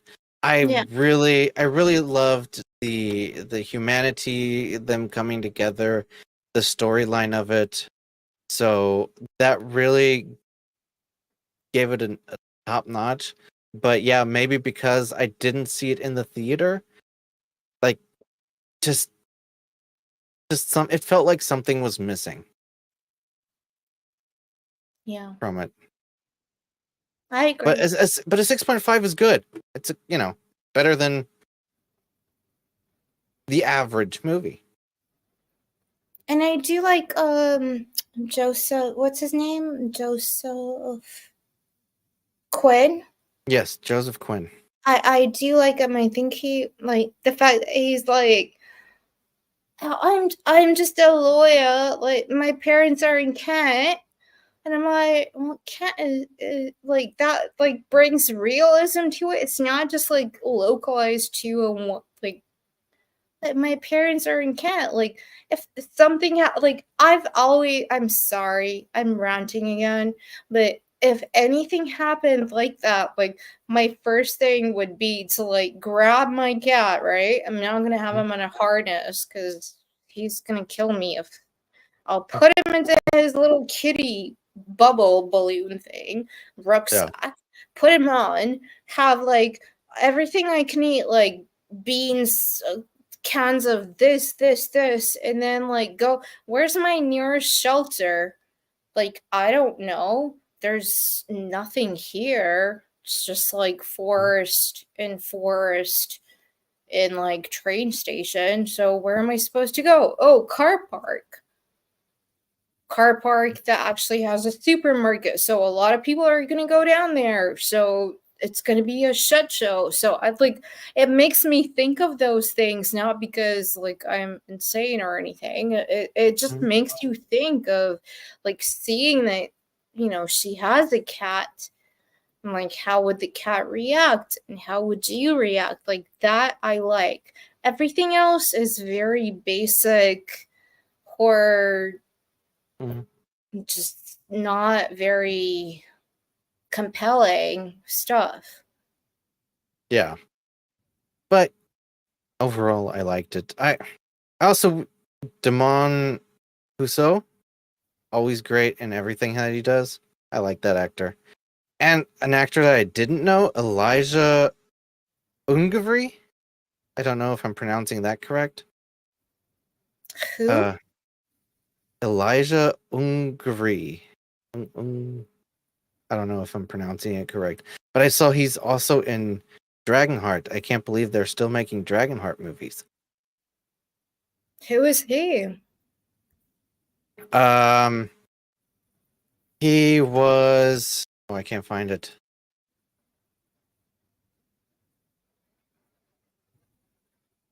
Hold on. He was also in The Pig. Oh, okay. Yeah, I don't even... He was just a frightened man. Alex Wolff, Daimon Hanzo. Who are you talking about? But Elijah, all he did in Elijah this... Ungavery. Yeah, Yeah. all he did was being a frightened man, but I looked him up and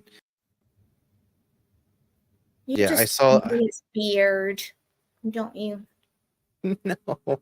I saw that he's Quiet Place. Yes.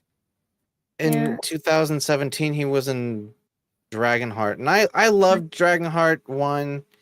Absolutely one of my favorite movies ever, and I didn't know that they were still making movies. 2017. So maybe I got to check them out. The Dragonheart movies. I'm firstborn. I should be queen. You wanna fight? Let's fight.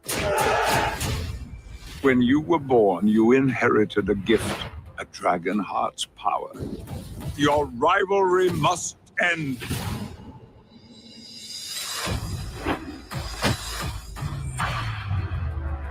The gift is mine now. We have to save this throne. Together, the fight for the kingdom is not over, my friends. Hold on, Jugger. Fantasy.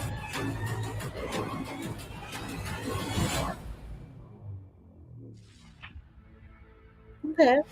It's fantasy. I'm a sucker for fantasy. But it's not horror. It is not. Nope. Do you already have a next movie picked out? No, I actually don't. I actually do. Now you do. Now I know.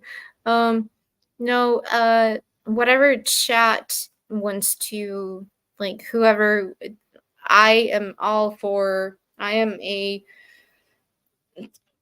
Rhaenyra, like, Maxine. Yes, we will review Maxine. Yes. Suka Okay. is right. Yes. Maxine. All right. Yes. Cool. We have something to look forward to next week.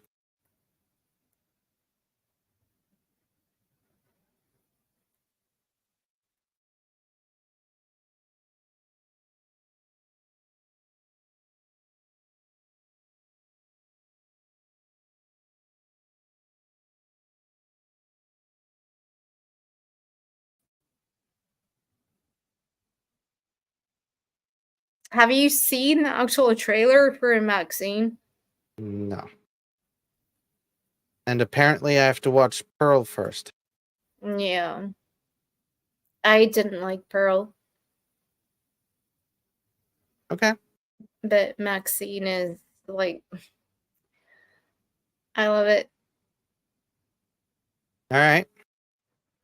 So I Then- am going to finish this shuttle puff. Like if Powerpuff Girls were horror. Shuttle puff. It's horror. I've seen one episode. It's horror. Oh my god, another one. Oh, they just released a Winnie the Pooh. Oh, I loved it. It's an English production. It's like a horror film where Winnie the Pooh, Eeyore, and Tiger go in like on a murderous spree. Oh, it's so good. I loved it. And yeah, like it came out like a year ago and it was so popular like in the indie horror community. Now they did a second one. But Maxine is something that is not quite that intense. But it is something that I think a lot of people would enjoy. Okay. It has, again, it's A24, which is under the Silver Lake with Andrew Garfield, which, like, I still have the review coming out. It's a brilliant film. A24 are really good at putting out just, like, indie, good produced, like, good films. I love that studio. But so to conclude, Maxine, which is not only suggested by Snuka, go and follow. But freaking hell, where is the best trailer? Because I don't want to be putting A25.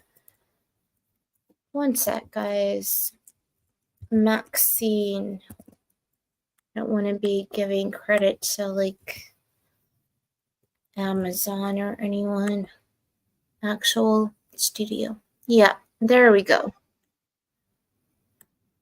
I will share this, and then after this, we will literally all go away. All right. Quietly into the night. Maxine. Your agent tells us you're quite a popular name in adult film and entertainment. Is that correct? I'm curious, did you always want to be in that line of work? I always wanted to be famous. If you need to read off the sides we gave you, just go ahead, all right? I know the lines. She turns to the camera and, through her trauma, addresses the lens directly.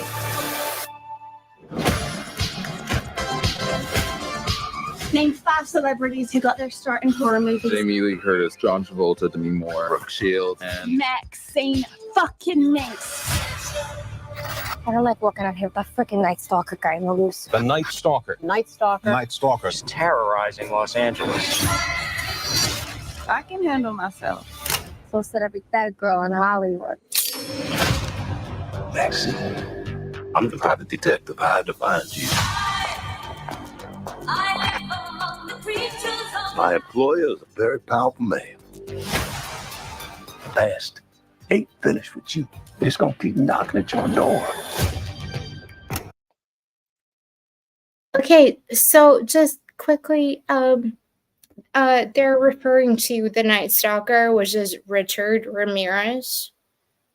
A very bad person who was active in the late 60s, 70s, 80s, Los Angeles. California area who is a serial killer. So this is just like down my. I'm sorry that sounds so bad, but I love this film. Tragically, another victim of the Night Stalker. I knew 3 people who were murdered in 3 days. I'd be pretty scared. What are you hiding, Maxine?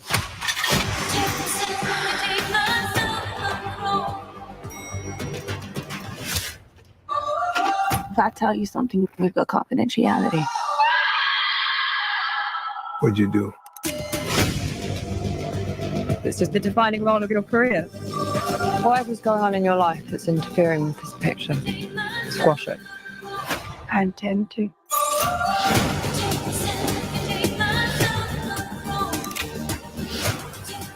Maxine!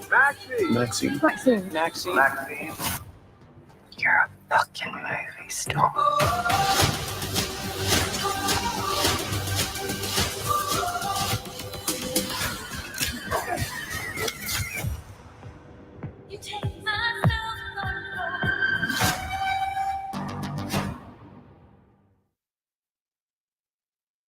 Hey, I'm big again.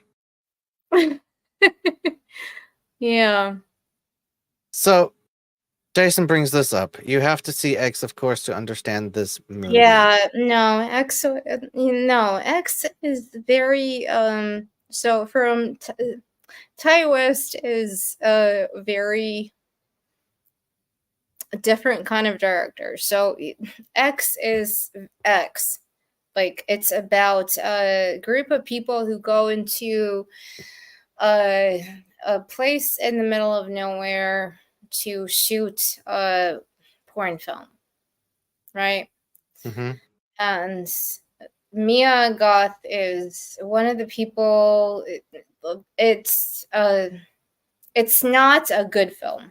Like things happen. It's a lot of like I'm old, I'm young, kind of like thematic situations. I did not like it.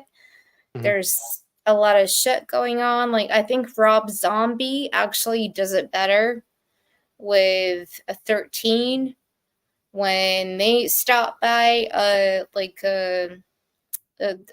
place in whatever it was, Kentucky or something, and they're getting gas and they're in the 70s and they're Okay. like, oh, these people are weird. So like Rob Zombie's 13, like I love Rob Zombie's horror stuff. Like Ty West, I don't know. Like I did not like, but Maxine and Pearl I did like. So for me, again, I'm not gonna completely like, oh, I love it because it's this or that. No, Mhm. X was stupid. Pearl, I did not like. Maxine, I am excited to see, just because of the Night Stalker stuff, which I really enjoy, like Mhm. with like serial killers and stuff. Jesus Christ. Where's my Yeah.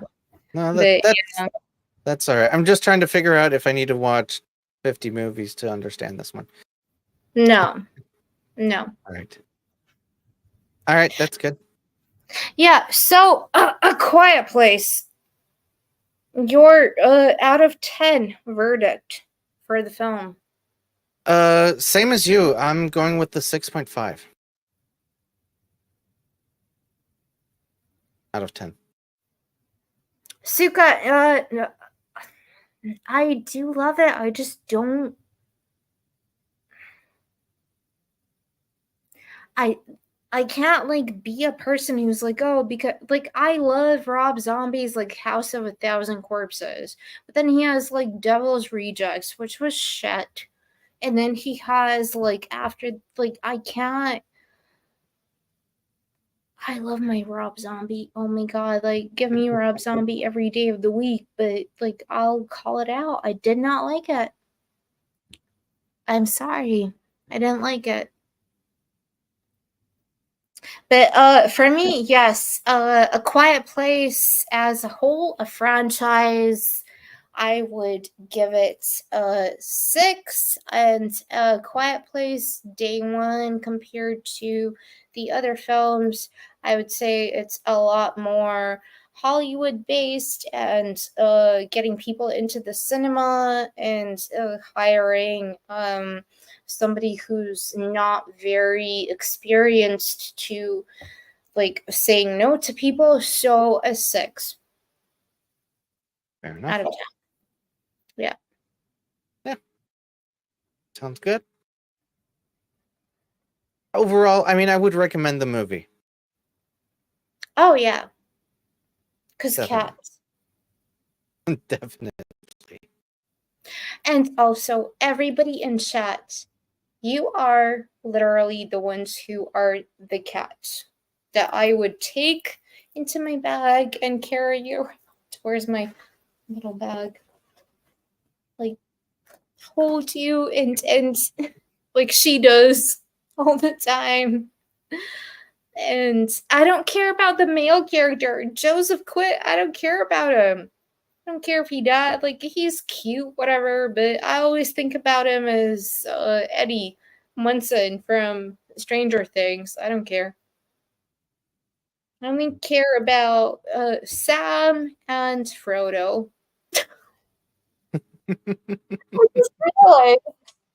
Did you realize they're called Sam and Frodo? Now that you pointed out, I was like, holy crap. Because I was just looking at, because Sammy, right? And that's, I didn't make that connection for some reason. Yeah, she's called Sam and he's called Frodo. Oh my god, I just realized it. Fireworks, but everybody, thank you so very much. Yeah, it was a lot of fun. Through this, it was so much fun, and Clifton 3D.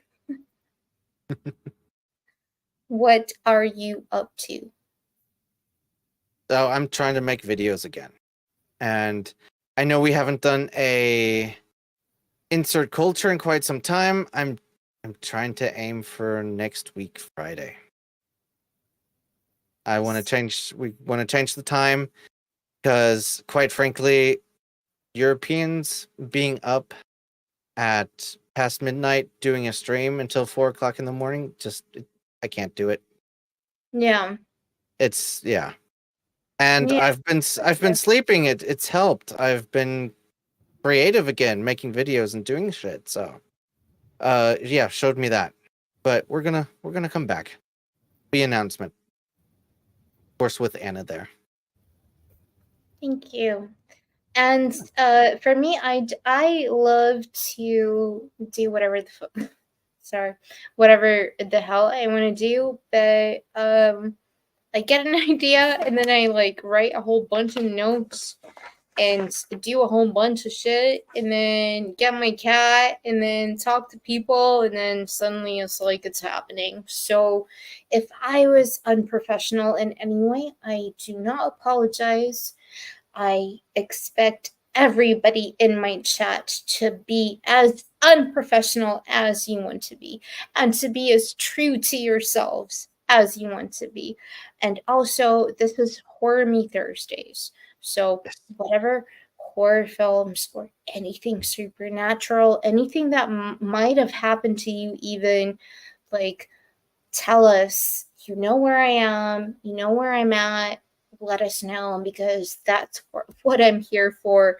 And my cat is calling me because he needs to eat. So once again, I'm going to end on this.